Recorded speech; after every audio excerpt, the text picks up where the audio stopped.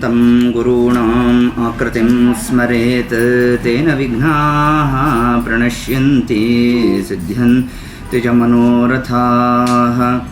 न माधवसमो देवो न च मध्वसमो गुरुः न तद्वाक्यसमं शास्त्रं न च तस्य समः पुमान्।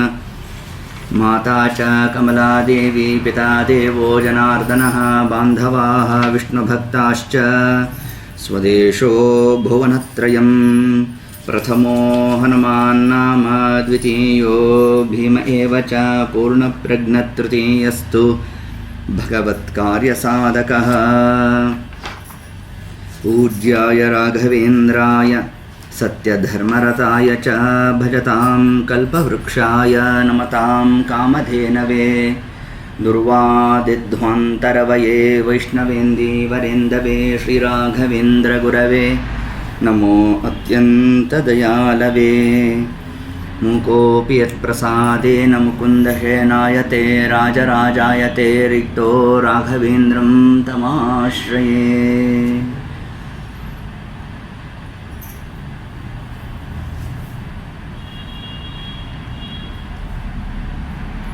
धर्मदृढः बद्धमूलः वेदस्कन्धः पुराणशाखाढ्यः कृतकुसुमो मोक्षफलो मधुसूदनो पादपोचयति हरिः ॐ।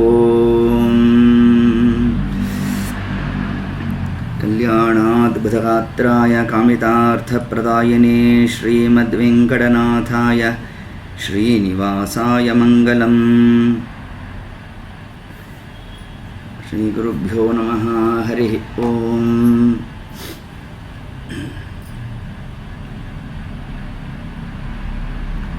जातस्य मरणं हि ध्रुवं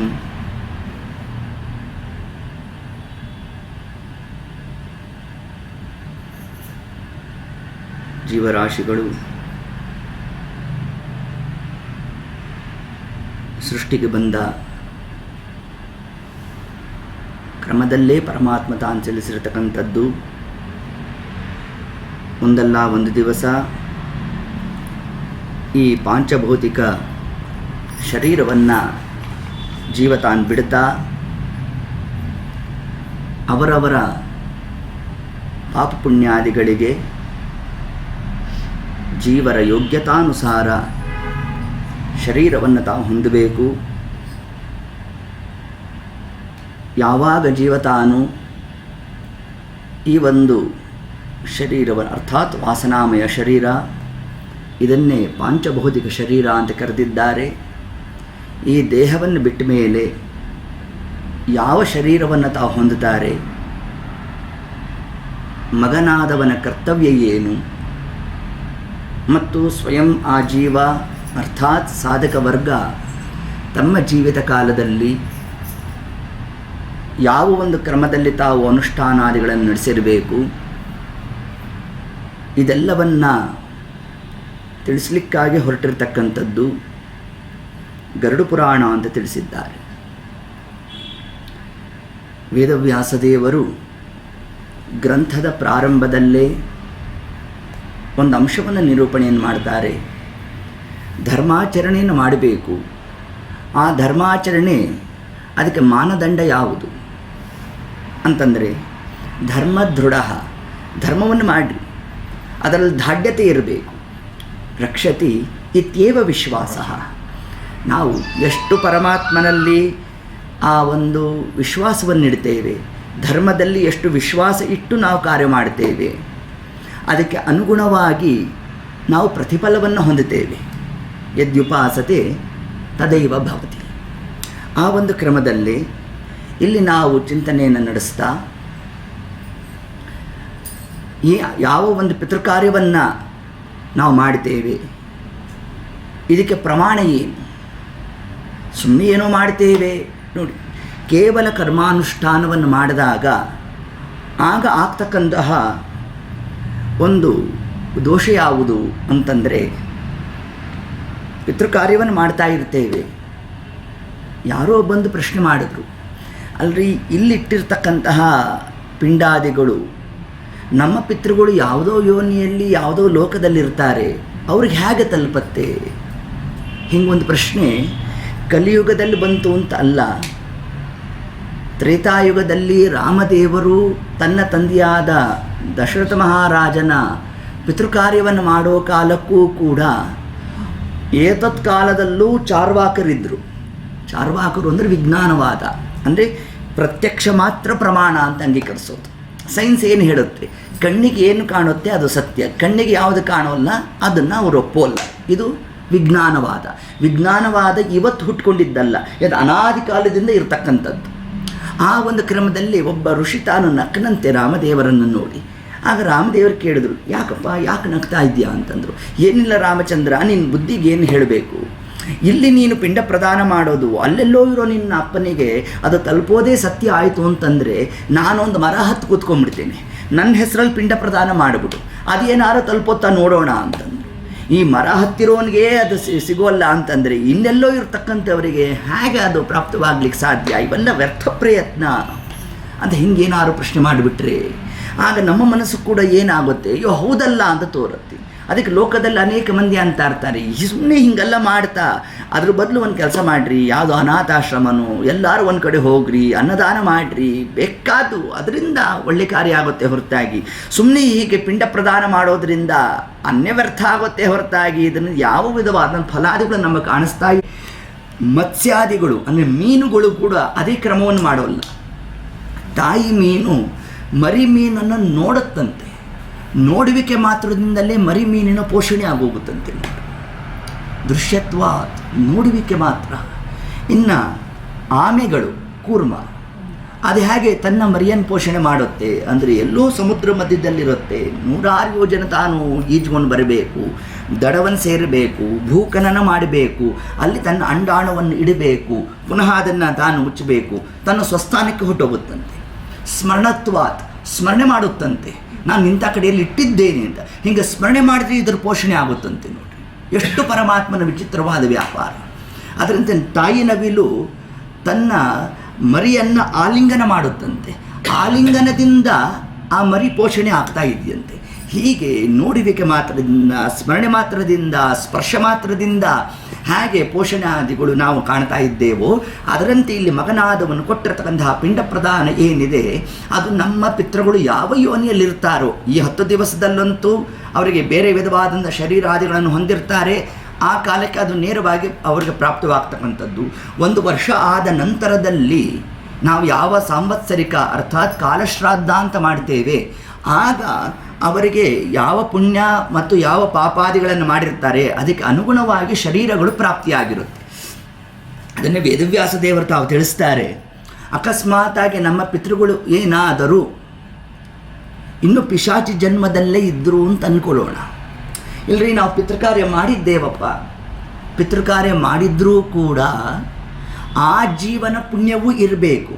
ಕೇವಲ ಮಗನಾದವನು ಮಾಡಿರ್ತಕ್ಕಂತಹ ಪಿತೃಕಾರ್ಯದಿಂದಲೇ ಅವರಿಗೆ ಮುಕ್ತಿ ಅನ್ನೋದೇ ಸಿದ್ಧ ಆಗಿದ್ದಿದ್ದರೆ ಕಲಿಯುಗದ ಪ್ರಾರಂಭದಲ್ಲಿ ಅರ್ಥಾತ್ ಭಾಗವತದ ಉಪದೇಶ ನಂತರ 260 ವರ್ಷಗಳಾದ ನಂತರದಲ್ಲಿ ಒಂದು ದೃಷ್ಟಾಂತ ನಡೆಯುತ್ತೆ. ದುಂದುಕಾರಿ ಮತ್ತು ಗೋಕರ್ಣ ಅಂತ. ಗೋಕರ್ಣ ತಮ್ಮ ಅತ್ಯಂತ ಧರ್ಮಿಷ್ಠ ಅಣ್ಣನಾದ ದುಂದುಕಾರಿ ಅತ್ಯಂತ ಭ್ರಷ್ಟ ರಾಜ. ಅವನ ಅಕಾರ್ಯದಿಂದಾಗಿ ಅಕಾಲ ಮೃತ್ಯು ಪ್ರಾಪ್ತಿಯಾಯಿತು. ಅವನ ಶ್ರಾದ್ದವನ್ನು ಗಯಾಕ್ಷೇತ್ರಕ್ಕೆ ಹೋಗಿ ಮಾಡಿ ಬಂದಂತೆ. ಇಷ್ಟೆಲ್ಲ ಮಾಡಿ ಬಂದರೂ ಕೂಡ ಅಣ್ಣನಾದ ದುಂದುಕಾರಿಗೆ ಇನ್ನೂ ಪ್ರೇತತ್ವ ನಿವೃತ್ತಿ ಆಗಲೇ ಇಲ್ಲ. ಹಾಗಾದರೆ ನಮ್ಮ ಸಾಧನೆಯೂ ಇರಬೇಕು, ಮಗನಾದವನೂ ಕೂಡ ಕಾರ್ಯವನ್ನು ಮಾಡಿರಬೇಕು. ಅವೆರಡು ಪೂರಕವಾಗಿ ಅವನಿಗೆ ಉನ್ನತವಾದ ಲೋಕಾದಿಗಳು ಪ್ರಾಪ್ತಿಯಾಗಬೇಕು ಅನ್ನೋದನ್ನೇ ನಮಗೆ ಶಾಸ್ತ್ರಕಾರರು ತಾವೇನು ತಿಳಿಸಿದ್ದಾರೆ. ಅದರಂತೆ ಆ ಒಂದು ಪಿತೃಕಾರ್ಯಾದಿಗಳನ್ನು ನಾವು ಮಾಡಬೇಕಾದರೆ ಹೇಗೆ ಯಾವ ಅನುಸಂಧಾನ ಇರಬೇಕು? ಧರ್ಮದೃಢ, ಆ ಧರ್ಮದಲ್ಲಿ ದಾಢ್ಯತೆ ಇರಬೇಕು, ಇದಮಿತ್ತಂ ಜ್ಞಾನ ಇರಬೇಕು. ಈ ಧರ್ಮಕ್ಕೆ ಮೂಲ ಯಾವುದು? ವೇದಸ್ಕಂದ, ಪುರಾಣ ಶಾಕಾಢ್ಯ, ಕೃತಕುಸುಮೋ, ಮೋಕ್ಷಫಲೋ, ಮಧುಸೂದನೋ, ಪಾದಪೋ ಜಯತಿ. ಇದನ್ನೇ ನಮಗೆ ಗರುಡ ಪುರಾಣದ ಮಂಗಳ ಶ್ಲೋಕದಲ್ಲೇ ವೇದವ್ಯಾಸ ದೇವರು ತಿಳಿಸ್ತಾ ಇದ್ದಾರೆ. ಸಮಗ್ರವಾಗಿ ಯಾವ ಪಿತೃಕಾರ್ಯವನ್ನು ಮಾಡ್ತಾ ಇದ್ದೇವೆ, ಅದಕ್ಕೆ ಇದನ್ನಲ್ಲಿ ಏನಂತ ಕರಿತೇವೆ, ಶ್ರಾದ್ದ ಕಲ್ಪ ಅಂತ ಕರಿತೇವೆ. ಈ ಕಲ್ಪ ಅಂದ್ರೇನು, ವೇದದ ಕೊನೆ ಅಂಗವನ್ನೇ ಕಲ್ಪ ಅಂತ ಕರೆಯೋದು. ನಾವೊಂದು ವ್ರತಾಚರಣೆ ಮಾಡ್ತೇವಲ್ಲ, ಕಲ್ಪೋತ್ತರ ಪ್ರಕಾರೇಣ ಅಂತ ಸಂಕಲ್ಪ ಮಾಡ್ತೇವೆ. ಏನು ಕಲ್ಪೋತ್ತರ ಪ್ರಕಾರೇಣ ಶಬ್ದ ಅಂತಂದರೆ ವೇದದ ಒಂದು ಭಾಗ ಕಲ್ಪ. ಆ ಕಲ್ಪದಲ್ಲಿ ಏನು ತಿಳಿಸಿದ್ದಾರೆ ಅದು ನಮಗೆ ಪ್ರಮಾಣ. ಅದಕ್ಕೆ ಅನುಸಾರಿಯಾಗಿ ನಾವು ಪಿತೃಕಾರ್ಯ ಆಗಲಿ, ದೇವತಾ ಕಾರ್ಯ ಆಗಲಿ, ಹೋಮ ಹವನಾದಿಗಳಾಗಲಿ ಎಲ್ಲವೂ ಕೂಡ ಯಾವುದನ್ನು ಆಧರಿಸಿದೆ ಅಂದರೆ ವೇದವನ್ನೇ ಆಧರಿಸಿರ್ತಕ್ಕಂಥದ್ದು. ಆದ್ದರಿಂದ ವೇದಸ್ಕಂದ, ವೇದಾದಿಗಳಲ್ಲಿ ಯಾವುದು ತಿಳಿಸಿದೆಯೋ ಅದು ಧರ್ಮ. ವೇದ ಯಾವುದನ್ನು ಮಾಡಬೇಡ ಅಂತ ಹೇಳಿದೆ ಅದು ಅಧರ್ಮ. ವೇದ ಪ್ರಣಹಿತೋ ಧರ್ಮ. ಇದನ್ನೇ ನಮಗೆ ಭಾಗವತದಲ್ಲಿ ತಿಳಿಸಬೇಕಾದ್ರೆ ಷಷ್ಠಸ್ಕಂದ ಅದರಲ್ಲಿ ಯಮಧರ್ಮರಾಜ ತನ್ನ ದೂತರಿಗೆ ತಾನು ಉಪದೇಶವನ್ನು ಮಾಡಬೇಕಾದರೆ ಯಾವುದು ಮಾನದಂಡ ಯಮಧರ್ಮರಾಜನಿಗೆ ಅಂತಂದರೆ ವೇದ ಪ್ರಣಹಿತೋ ಧರ್ಮ. ವೇದ ಏನು ಹೇಳಿದೆಯೋ ಅದು ಧರ್ಮ, ವೇದ ಯಾವುದನ್ನು ಹೇಳಿಲ್ಲ ಅದು ಅಧರ್ಮ ಅಂತ ನಮಗೆ ತಿಳಿಸ್ಕೊಟ್ಟಿದ್ದಾರೆ. ಆದ್ದರಿಂದ ಈ ಒಂದು ಪಿತೃಕಾರ್ಯವನ್ನು ನಾವು ಮಾಡಬೇಕು ಅಂತ ಏನು ತಿಳಿಸಿದ್ದಾರೆ. ಅದರಲ್ಲೂ ಕೂಡ ಈ ಮೊದಲನೇ 10 ದಿವಸ ಅತ್ಯಂತ ಮುಖ್ಯವಾದ ಒಂದು ಘಟ್ಟ. ಯಾವುದು ಲೋಪ ಆದರೂ ಪರವಾಗಿಲ್ವಂತೆ, ಪಿತೃಕಾರ್ಯದಲ್ಲಿ ಲೋಪ ಆಗಬಾರದು ಅಂತ ತಿಳಿಸ್ಕೊಡ್ತಾರೆ ನಮಗೆ. ಇವತ್ತು ಈ 10 ದಿವಸದಲ್ಲಿ ಲೋಪ ಆಯಿತು ಅಂತಂದರೆ ಇನ್ನು ಮುಂದಿನ 20-25ನೇ ತಲೆಮಾರಿಗೋ ಅದರ ದುಃಖವನ್ನು ಉಣಿಸ್ತಾನಂತೆ ಪರಮಾತ್ಮನು. ಆದ್ದರಿಂದ ಈ 10 ದಿವಸಗಳ ಕಾರ್ಯದಲ್ಲಿ ಸರ್ವಥಾ ದೋಷಾದಿಗಳು ಆಗಬಾರದು ಮತ್ತು ಮಾಡ್ತಕ್ಕಂತಹ ಕಾರ್ಯದಲ್ಲಿ ಅದು ಜ್ಞಾನಪುರಸ್ಸರವಾದ ಕರ್ಮದ ಅನುಷ್ಠಾನ ಆಗಿರಬೇಕು.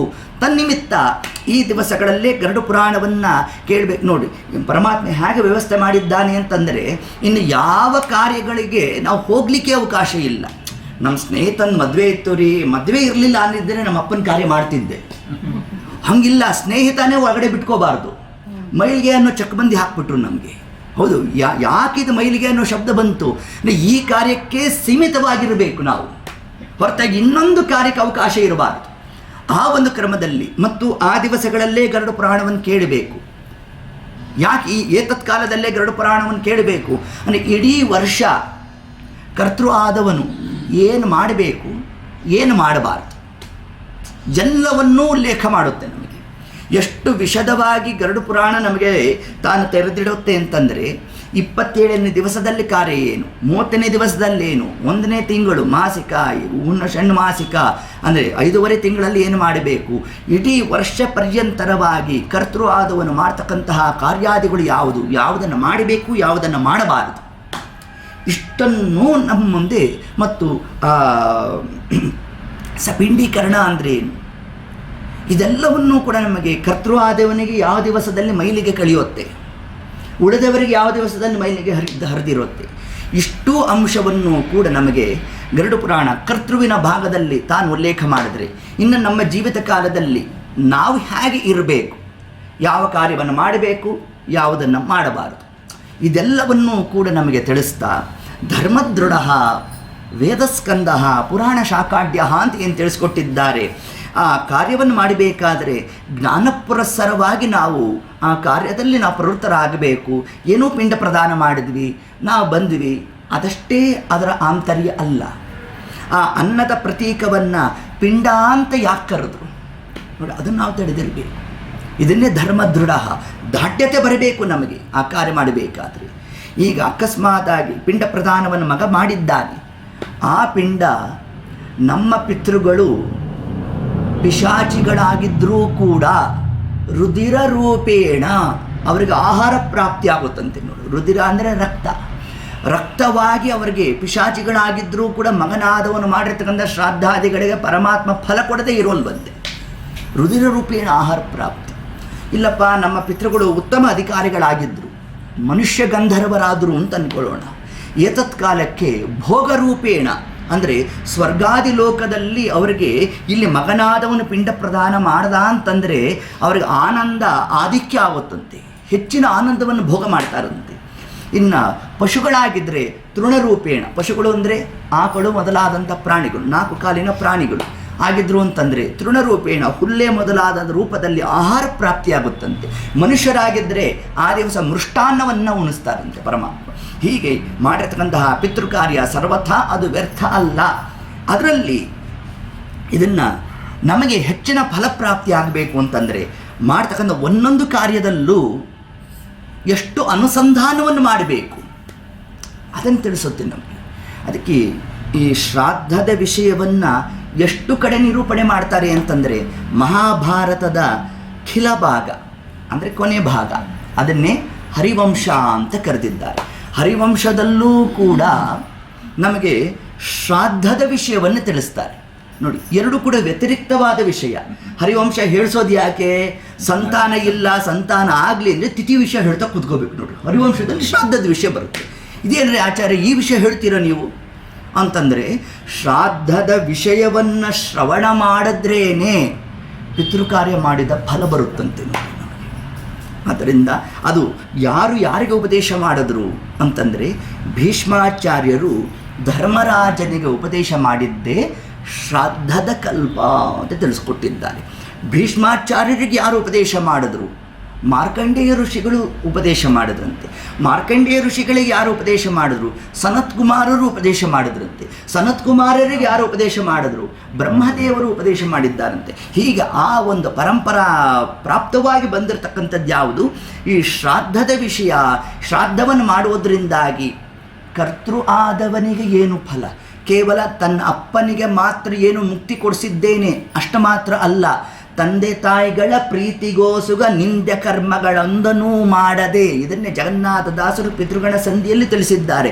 ತಂದೆ ತಾಯಿಗಳ ಪ್ರೀತಿಗೋಸುಗ ಒಂದಾಗಿ ಶ್ರಾದ್ದವನ್ನು ಮಾಡೋದರಿಂದ ಯಾರು ಅದ್ಯಾಪಿ ದೇಹ ಬಿಟ್ಟಿದ್ದಾರೋ ಅವರಿಗೆ ಒಳಿತು ಮಾತ್ರ ಅಲ್ಲ, ಅದನ್ನು ಮಾಡಿರ್ತಕ್ಕಂತಹ ವ್ಯಕ್ತಿಗೆ ಏನು ಫಲ ಅಂದರೆ ವಂದನೀಯರಾಗುವರು ಇಳೆಯೊಳಗೆ ಎಂದು ತಿಳಿಸಿದ್ದಾರೆ. ಬಹುಕೀರ್ತಿವಂತರಾಗಿ ಒಳ್ಳೆ ಕೀರ್ತಿ ಪ್ರಾಪ್ತಿ ಆಗುತ್ತಂತೆ, ಯಶಸ್ಸು ಪ್ರಾಪ್ತಿ ಆಗುತ್ತಂತೆ, ಅಕಾಲ ಮೃತ್ಯು ಪರಿಹಾರ ಆಗುತ್ತಂತೆ. ಯಾರು ಪಿತೃಕಾರ್ಯವನ್ನು ಮಾಡಿರ್ತಾರೋ ಅಂಥವರಿಗೆ ಇಷ್ಟು ಫಲವನ್ನು ಭೀಷ್ಮಾಚಾರ್ಯರು ಧರ್ಮರಾಜನಿಗೆ ಉಪದೇಶ ಮಾಡ್ತಾರೆ. ಯಾಕೆ ಪಿತೃಕಾರ್ಯ ಮಾಡಬೇಕು ಗೊತ್ತಾ? ಇವತ್ತು ನಾನು ಇಚ್ಛಾಮರಣಿ ಆಗಿದ್ದೇನೆ ಅಂದರೆ ಇದಕ್ಕೇನು ಕಾರಣ? ಯಾವ ತಪಸ್ ಮಾಡಿಲ್ಲ ನಾನು ಅಂದರು ಭೀಷ್ಮಾಚಾರ್ಯರು. ತಪಸ್ ಮಾಡಿದ್ರಿಂದಾಗಿ ಇಚ್ಛಾಮರಣಿ ಆದದ್ದಲ್ಲ, ಪರಂತು ಮಾಡಿರ್ತಕ್ಕಂತಹ ಪಿತೃಕಾರ್ಯದನ್ನು ಕೇವಲ ಪಿತೃಕಾರ್ಯ ಮಾಡಿದ್ರಿಂದಲೂ ನಾನು ಇಚ್ಛಾಮರಣಿ ಆಗಲಿಲ್ಲ. ಆ ಕಾರ್ಯದಲ್ಲಿ ಧರ್ಮ ಜಿಜ್ಞಾಸು ಆಗಿ ನಾನು ಕಾರ್ಯವನ್ನು ಪ್ರವೃತ್ತ ಮಾಡಿದ್ದೆ ಅಂತ ತಿಳಿಸ್ತಾರೆ ನಮಗೆ. ಅದರ ಬಗ್ಗೆ ಸ್ವಲ್ಪ ವಿಸ್ತಾರ ಮಾಡಿರಿ ಎಂದರು ಯಾರು? ನಮ್ಮ ಧರ್ಮರಾಜ. ಆಗ ತಿಳಿಸಿದಂತೆ ಯಾರು ನಮ್ಮ ಭೀಷ್ಮಾಚಾರ್ಯ ತಿಳಿಸಿದ್ರು, ಮತ್ತೇನಿಲ್ಲ ಧರ್ಮರಾಜ, ಹೇಳ್ತೀನಿ ಕೇಳು. ಹಿಂದೆ ನಾನು ನನ್ನ ತಂದೆಯಾದ ಶಂತನು ರಾಜನ ಒಂದು ಶ್ರಾದ್ದವನ್ನು ಮಾಡ್ತಾ ಇದ್ದೆ. ಇನ್ನೇನು ವಸುಸ್ಥಾನದಲ್ಲಿ ತಂದೆ ಹೆಸರು ಹೇಳಿ ಪಿಂಡ ಪ್ರದಾನ ಮಾಡಬೇಕು ಅನ್ನೋಷ್ಟೊತ್ತಿಗೆ ಭೂಮಿ ಇಬ್ಬಾಗ ಆಯ್ತಂತೆ. ಆದಾಗ ಒಂದು ಕೈ ಮೇಲೆ ಬಂತಂತೆ, ತಾ ಅಂತಂತ, ಕೊಡು ನನ್ನ ಕೈಗೆ ಅಂತಂತ ಅಂದಾಗ ಕೈಯಲ್ಲಿ ಒಂದು ಖಡ್ಗ ಇತ್ತಂದ ಆಭರಣ ರೂಪೇಣ. ಯಾರು ನಿರ್ಣಯ ಮಾಡಿದ್ರಂತೆ ಯಾರು? ನಮ್ಮ ಭೀಷ್ಮಾಚಾರ್ಯರು. ಇದು ಬಂದಿರೋದು ಸಾಕ್ಷಾತ್ ನನ್ನ ತಂದೆ ಆದ ಶಂತನು ಮಹಾರಾಜ ಬಂದಿದ್ದಾನೆ, ಅವನೇ ಕೇಳ್ತಾ ಇದ್ದಾನೆ ಅಂತ. ನಮಗೇನಾದ್ರು ಹಂಗಾಗ್ಬಿಟ್ಟಿದ್ದಿದ್ರೆ ಅದ್ರ ಕಥೆನೇ ಬೇರೆ. ಅದನ್ನೆಲ್ಲ ಕೊಡೋದು, ಅಯ್ಯೋ ನಮ್ಮ ಅಪ್ಪನ ಜಾಂಗೀರ್ ಅಂದ್ರೆ ಇಷ್ಟ, ಅದನ್ನ ಕೈಗೆ ತುರ್ಕೋದಂತೆ, ಅದನ್ನ ಫೋಟೋ ತೆಕ್ಕೊಂಬಿಡೋದು, ಅದನ್ನು ವಾಟ್ಸಪ್ ಅಪ್ಡೇಟಲ್ಲಿ ಹಾಕ್ಬಿಡೋದು, ನಮ್ಮ ಕಥೆ ನೋಡಬೇಕಿತ್ತು, ಅಸ್ತವ್ಯಸ್ತ ಆಗೋದು. ಆದರೆ ಭೀಷ್ಮಾಚಾರ್ಯ ಎಂತಹ ಧರ್ಮ ಜಿಜ್ಞಾಸುಗಳು. ಅವರ ಆಯುರ್ಮಾನದಲ್ಲಿ ಮುಕ್ಕಾಲು ಆಯುಷ್ಯ ಕೇವಲ ಅಧ್ಯಯನಕ್ಕಾಗೇ ಸೀಮಿತ ಆಗಿ 525 ವರ್ಷಗಳ ಕಾಲ ಭೀಷ್ಮಾಚಾರ್ಯರು ಅಧ್ಯಯನಕ್ಕಾಗಿ ಮೀಸಲಾಗಿಟ್ಟಿದ್ರಂತೆ. ಅಂತಹ ಧರ್ಮ ಜಿಜ್ಞಾಸುಗಳು ಅವರ ತಂದೆ ತಾವು ಪ್ರಶ್ನೆ ಮಾಡಿದಾಗ ತಂದೆ ಬಂದು ಕೇಳ್ತಾ ಇದ್ದಾನೆ ಅನ್ನೋ ಕಾಲಕ್ಕೆ ಕೊಡಬೇಕೋ ಬ್ಯಾಡವೋ ಅಂತ ಮನಸ್ಸಿನಲ್ಲಿ ಜಿಜ್ಞಾಸೆ ಮಾಡಿದ್ರಂತೆ. ಮಾಡಿದಾಗ ಎಲ್ಲ ಶಾಸ್ತ್ರ ವಿಷಯ ಕಣ್ಮುಂದೆ ಬಂತವರಿಗೆ. ಬಂದಾಗ ಎಲ್ಲೂ ಕೂಡ ನೇರವಾಗಿ ಅಪ್ಪನ ಕೈಗೆ ನಾವು ಪಿಂಡವನ್ನು ಕೊಡಬೇಕು ಅನ್ನೋದು ಶಾಸ್ತ್ರ ತಿಳಿಸಿಲ್ಲ ಅಂತ ಏನು ಮಾಡಿದ್ರಂತೆ, ಆ ಪಿಂಡವನ್ನು ವಸುಸ್ಥಾನದಲ್ಲೇ ಬರಿಶಿಸಿ ಆ ದರ್ಬೆಯನ್ನು ಏನು ಹಾಕಿರ್ತಾರೆ ಬರಿಶಿನ ತುದಿ ಭಾಗದಲ್ಲಿ ಅವರು ಪಿಂಡ ಪ್ರದಾನವನ್ನು ಮಾಡಿದ್ದಾರಂತೆ. ಮಾಡಿದಾಗ ಏನಾಯಿತು, ಶಂತನು ಮಹಾರಾಜ ಮೇಲ್ ಬಂದಂತೆ, ಬಹಳ ಆನಂದವನ್ನು ವ್ಯಕ್ತಪಡಿಸಿದಂತೆ. ಎಂತಹ ಧರ್ಮ ಜಿಜ್ಞಾಸು, ನಿನ್ನನ್ನು ಪರೀಕ್ಷೆ ಮಾಡಲಿಕ್ಕಾಗಿ ನಾನು ಬಂದಪ್ಪ, ಹೊರತಾಗಿ ನೀನು ನನ್ನ ಕೈಗೆ ಕೊಟ್ಟಿದ್ರೆ ನಿಜವಾಗಲೂ ಅದು ಶ್ರಾದ್ದ ಘಾತ ಆಗೋದು. ಅಲ್ಲಿ ಪಿಂಡ ಪ್ರದಾನ ಮಾಡೋ ಕಾಲಕ್ಕೆ ಎಷ್ಟು ಅನುಸಂಧಾನ ಮಾಡಬೇಕು ನಾವು.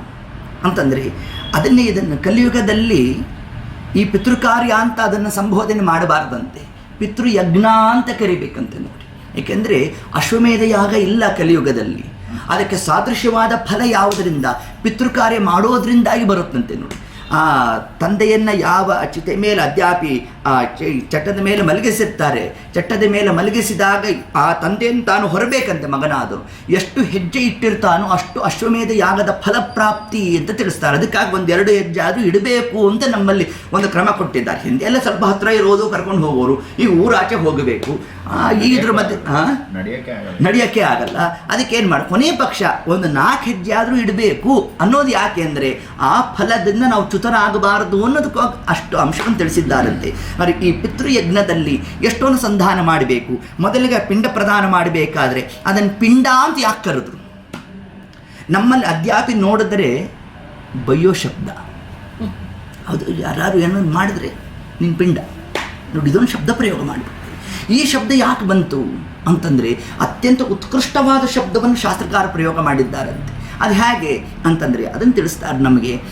ಯಾರಿಂದಾಗಿ ನಮಗೆ ಈ ಸಾಧನಾ ಶರೀರ ಬಂತೋ ಅವರಿಗೆ ನಾವು ಏನು ಕೊಟ್ಟರೂ ಕೂಡ ಅವರ ಋಣ ತೀರಿಸಲಿಕ್ಕೆ ಆಗೋಲ್ವಂತೆ. ಆದ್ದರಿಂದ ನನ್ನನ್ನೇ ಸಮರ್ಪಣೆ ಮಾಡ್ತಾ ಇದ್ದೇನೆ ಅಂತ ಹೇಳ್ತಾ ಆ ಅನ್ನದ ಪ್ರತೀಕವನ್ನು ನಾವು ಪಿಂಡ ಅಂತ ಕರೆದು ಏನು ಸಂಬಂಧ ಆಯಿತು? ಅವರು ಋಣ ತೀರಿಸ್ಲಿಕ್ಕೆ ಆಗಲಿಲ್ಲ, ಆಯ್ತು ಒಪ್ಪೋಣ, ಅದಕ್ಕೆ ನಮ್ಮ ಮರು ಮಾತಿಲ್ಲ. ಅದನ್ನು ಪಿಂಡ ಅಂತಲೇ ಯಾಕೆ ಕರೆದ್ರಿ ಅಂತಂದರೆ ಈ ಶರೀರಕ್ಕೆ ಹೆಸರೇ ಪಿಂಡಾಂಡ. ಇದು ಬ್ರಹ್ಮಾಂಡ, ಇದು ಪಿಂಡಾಂಡ. ಈ ಪಿಂಡಾಂಡ ಬಂದದ್ದು ಯಾರಿಂದಾಗಿ? ಯಾವ ತಂದೆ ತಾಯಿಯಿಂದಾಗಿ ಬಂತೋ ಅವರ ಋಣವನ್ನು ತೀರಿಸಲಿಕ್ಕೆ ಆಗೋಲ್ವಂತೆ. ಆದರೆ ನನ್ನನ್ನೇ ಸಮರ್ಪಣೆ ಮಾಡ್ಕೊತಾ ಇದ್ದೇನೆ ಅಂತ ಅನುಸಂಧಾನವನ್ನು ಮಾಡ್ತಾ ಆ ಅನ್ನದ ಪ್ರತೀಕವನ್ನು ಪ್ರದಾನ ಮಾಡೋದೇ ಪಿಂಡ ಪ್ರದಾನ ಅಂತ ಕರೆದದ್ದು. ಇಷ್ಟು ಅನುಸಂಧಾನ ಬರಬೇಕಂತೆ ನಮಗೆ. ಪಿಂಡ ಅಷ್ಟಾಂಗ ಈರಿತ. ಆ ಪಿಂಡದ ಲಕ್ಷಣವನ್ನು ಧರ್ಮಶಾಸ್ತ್ರ ತಾನೇ ತಿಳಿಸುತ್ತೆ. ಪಿಂಡ ಅಂತ ಅದು ಕರೆಸ್ಕೋಬೇಕಾದ್ರೆ 8 ಪದಾರ್ಥಗಳು ಅದಲ್ಲಿ ಸೇರಿರಬೇಕಂತ. ಒಂದೊಂದು ಪದಾರ್ಥ ಹಾಕಬೇಕಾದರೂ ಕೂಡ ಅಲ್ಲಿ ಅನುಸಂಧಾನ ಮಾಡಬೇಕಂತೆ. ಅಲ್ಲಿ ಹಾಕ್ತಕ್ಕಂಥ ಅನ್ನ, ಯಾವ ಅನ್ನವನ್ನು ಹಾಕಬೇಕು? ಈಗೆಲ್ಲ ನಾವು ಮಠಗಳಲ್ಲಿ ಮಾಡಿಬಿಡ್ತೇವೆ, ನಮಗೆ ಎಷ್ಟು ವೈಶ್ವದೇವ ಆಗಬೇಕು ಅನ್ನೋದೇ ಗೊತ್ತಿಲ್ಲ ನಮಗೆ. ರಾಯರು ಅವರಿರೋ ಜಾಗಕ್ಕೆ ಹೋಗೋದಲ್ವಂತೆ, ಅವರೇ ನಮ್ಮ ಮನೆಗೆ ಬರಬೇಕಂತೆ ನೋಡಿ. ಎಲ್ಲೋ ಅಂತ ಪಿತೃಕಾರ್ಯ ನಡೆಯುತ್ತೋ ಧರ್ಮ ನಡೆಯುತ್ತೋ ಅಲ್ಲಿ ರಾಯರು ಬರ್ತಾರಂತೆ ನೋಡಿ. ಸತ್ಯ ಧರ್ಮ ರಥಾಯಚ. ಮನೇಲಿ ಆಗಲೇ ಇಲ್ಲ ಅಂದರೆ ನನ್ನ ಹತ್ರ ಬನ್ನಿ ಅಂದಿದ್ದು ರಾಯರು. ನಾವೇನು ಮಾಡಿದ್ವಿ, ಏನಿಲ್ಲ ಅಂದರೂ ಪ್ರಯತ್ನನೇ ಬೇಡ, ಸುಮ್ಮನೆ ಅನಾಯಾಸವಾಗಿ ಹೋಗೋದು ಮಾಡ್ಕೊಂಡ್ಬಂದ್ಬಿಡೋದು. ಹಾಗಲ್ಲ ಶಾಸ್ತ್ರ ತಿಳಿಸಲಿಲ್ಲ. ಸ್ವಕ್ಷೇತ್ರದಲ್ಲಿ ಮಾಡಬೇಕು. ಸ್ವಕ್ಷೇತ್ರದಲ್ಲಿ ಆಗಲಿಲ್ಲ ಅಂದರೆ ರಾಯರು ಬನ್ನಿರಿ ಅಂತ ಕರೆದಿರೋದು ನಮ್ಮನ್ನು. ಹೌದು, ಅದು ಆಪದ್ ಧರ್ಮವಾಗಿ ತಗೋಬೇಕು. ಧರ್ಮ ಯಾವುದು ಹೇಳುತ್ತೆ? ಸ್ವಕ್ಷೇತ್ರ ಮನೆಯಲ್ಲೇ ಮಾಡಬೇಕು ಶ್ರಾದ್ದವನ್ನು ನಾವು. ಮತ್ತು ಸೊಸೆಯಾದವಳೇ ಅಡುಗೆಯನ್ನು ಮಾಡಬೇಕು. ದಶರಥ ಮಹಾರಾಜನ ಶ್ರಾದ್ದ ನಡಿಬೇಕಾದ್ರೆ ಅಡುಗೆ ಮಾಡಿದವಳು ಯಾರು? ಸೀತಾಮಾತೆ ಮಾಡಿದ್ಲಂತೆ ನೋಡಿ. ಅಡುಗೆ ಮಾಡಿ ಸ್ವಲ್ಪ ತಾನು ದೂರ ಸರಿದು ಬಿಟ್ಲಂತೆ. ಯಾಕೆ ಅಂದರೆ ಬಂದಿರತಕ್ಕಂಥ ಪಿತೃಗಳಲ್ಲಿ, ಪಿತೃಸ್ಥಾನದ ಬ್ರಾಹ್ಮಣರಲ್ಲಿ ತನ್ನ ಮಾವನವರಾದ ದಶರಥ ಮಹಾರಾಜನನ್ನು ತಾವು ನೋಡಿದ್ರಂತೆ. ನೋಡಿದಾಗ ಹಿಂದೆ ನನ್ನ ಆಭರಣ ಸಹಿತವಾಗಿ ನೋಡಿದ್ರು, ಈಗ ನಿರಾಭರಣದಲ್ಲಿದ್ದೇನೆ, ಎಷ್ಟು ದುಃಖ ಪಡ್ತಾರೋ ಅಂತ ತಾನು ಹಿಂದೆ ಸರಿದ್ಲಂತೆ ನೋಡಿ. ಇಷ್ಟು ಅಂಶವನ್ನು ನಮಗೆ ಆನಂದ ರಾಮಾಯಣದಲ್ಲೂ ಉಲ್ಲೇಖ ಮಾಡ್ತಾರೆ, ಈ ಒಂದು ಅಂಶವನ್ನು. ಹೀಗೆ ಆ ಕ್ರಮದಲ್ಲಿ ಆ ಪಿಂಡ ಅಷ್ಟಾಂಗ ಈರಿತ 8 ಪದಾರ್ಥದಲ್ಲಿ ಅನ್ನವನ್ನು ಏನು ಹಾಕಬೇಕು? ಆ ಅನ್ನ ಸಂಸ್ಕಾರವನ್ನು ಆಗಿರಬೇಕು. ಏನು ಸಂಸ್ಕಾರ ಆಗೋದು ಅಂದ್ರೇನು? ಕರ್ತೃ ಆದವನ್ನೇ ತಾನು ಆ ದಿವಸದ ದೇವರ ಪೂಜೆಯನ್ನು ಮಾಡಬೇಕು. ಎಲ್ಲಿ ತನಕದ ದೇವರ ಪೂಜೆಯನ್ನು ಮಾಡಲಿಕ್ಕೆ ಕರ್ತೃ ಆದವನಿಗೆ ಅಧಿಕಾರ ಇರುತ್ತೆ ಅಂತಂದರೆ ಅದನ್ನು ತಿಳಿಸ್ತಾರೆ ನಮಗೆ. ಮೊದಲ ಅದ್ಯಾಪಿ ನಿರ್ಮಾಲ್ಯ, ಮಹಾಭಿಷೇಕವನ್ನು ಮಾಡಿದ ಮೇಲೆ ತೀರ್ಥವನ್ನು 2 ಭಾಗ ಮಾಡಬೇಕು. ಒಂದು ಭಾಗ ತಾನು ಶ್ರಾದ್ದಕ್ಕೆ ಅದನ್ನು ಉಪಯೋಗಿಸ್ಕೊಂಡ್ರೆ, ಇನ್ನೊಂದು ಭಾಗ ಭೂರಿ ಭೋಜನಕ್ಕಾಗಿ ತಾನು ಮೀಸಲಾಗಿಡಬೇಕು. ಇಟ್ಟು ಒಂದು ನೈವೇದ್ಯ ವೈಶ್ವದೇವವನ್ನು ಕರ್ತೃ ಮಾಡಬೇಕು. ಆಯಿತಾ? ಆ ಮೊದಲನೇ ವೈಶ್ವದೇವವನ್ನು ಕರ್ತೃತಾನ ಮಾಡ್ತಾ ಅದರ ಅನ್ನದಿಂದಲೇ ಪಿಂಡ ಪ್ರದಾನ. ಆಯಿತಾ? ನೋಡಿ, ಆ ಅನ್ನವನ್ನು ಹಾಕಿರಬೇಕು. ವೈಶ್ವದೇವ ಆದಂತಹ ಪರಮಾತ್ಮನಿಗೆ ನಿವೇದಿತವಾದ ಮತ್ತು ಅಗ್ನ್ಯಂತರ್ಗತ ಪರಶುರಾಮ ದೇವರಿಗೆ ಸಮರ್ಪಿತವಾದ ಅನ್ನದಿಂದಾಗಿ ಪಿಂಡ ಪ್ರದಾನವನ್ನು ಮಾಡಬೇಕು. ಇನ್ನು 2ನೇ ವೈಶ್ವದೇವ ನಡೆಯುತ್ತೆ. ಆ ವೈಶ್ವದೇವ ಮಾಡಲಿಕ್ಕೆ ಕರ್ತೃ ಆದವನು ಅಧಿಕಾರಿ ಅಲ್ಲ. ಅದಕ್ಕೆ ಮನೇಲಿ ಯಾರೋ ಸ್ವಲ್ಪ ಆಚಾರವಂತರು ಅಂಥವ್ರ ಕೈಯಲ್ಲಿ ಮಾಡಿಸ್ಬೇಕು. ಇಲ್ಲ ಅಂತಂದರೆ ಒಬ್ಬರು ಆಚಾರ್ಯಗೆ ಹೇಳಿರಬೇಕು, ಆಚಾರ್ಯ ಬಂದು ಇವತ್ತು ಮಹಾನೈವೇದ್ಯವನ್ನು ಮಾಡಿಕೊಡ್ರಿ ಅಂತ ಹೇಳಬೇಕು. ಅವ್ರು ಬಂದು ಆ ಭೂರಿ ಭೋಜನಕ್ಕೆ ಏನು ಅಡುಗೆ ತಯಾರಾಗಿರುತ್ತೆ ಅದರ ವೈಶ್ವದೇವವನ್ನು ಮಾಡಬೇಕು. ಮನೆಗೊಂದು ವೈಶ್ವದೇವ ಅಂತ ಈಗೊಂದು ವಾದ ಹೊರಟಿದೆ. ಹಂಗಲ್ಲ, ಮನೆಗೊಂದು ವೈಶ್ವದೇವ ಅಂತಂದರೆ ಬಂದಿರತಕ್ಕಂಥ ಬ್ರಾಹ್ಮಣರು ವೈಶ್ವದೇವ ಇಲ್ದಿರೋ ಅನ್ನ ತಿಂದಂತೆ ಆಗುತ್ತೆ. ಯಾಕೆ ಈ ಅನ್ನವನ್ನು ಪಿತೃಶೇಷವನ್ನು ಉಳಿದವ್ರು ತಗೊಳ್ಳಲ್ಲ. ಹಾಗಾದ್ರೆ ನಾನು ಉಂಡಿದ್ದು ಯಾವುದು ಈಗ ವೈಶ್ವದೇವ ಆಗದೇ ಇರೋ ಅನ್ನವನ್ನು ತಗೊಂಡಂಥ ದೋಷ ಬಂದ್ಬಿಡುತ್ತೆ ನಮಗೆ. ಆದರೆ ಹಂಗಲ್ಲ, ಪಾಕಕ್ಕೆ ಒಂದು ವೈಶ್ವದೇವ, ಪಾಕಕ್ಕೆ ವೈಶ್ವದೇವ ಹೊರತಾಗಿ ಮನೆಗೆ ಒಂದು ವೈಶ್ವದೇವ ಅಂತಂದರೆ ಅದು ದೋಷಕ್ಕೆ ಕಾರಣ.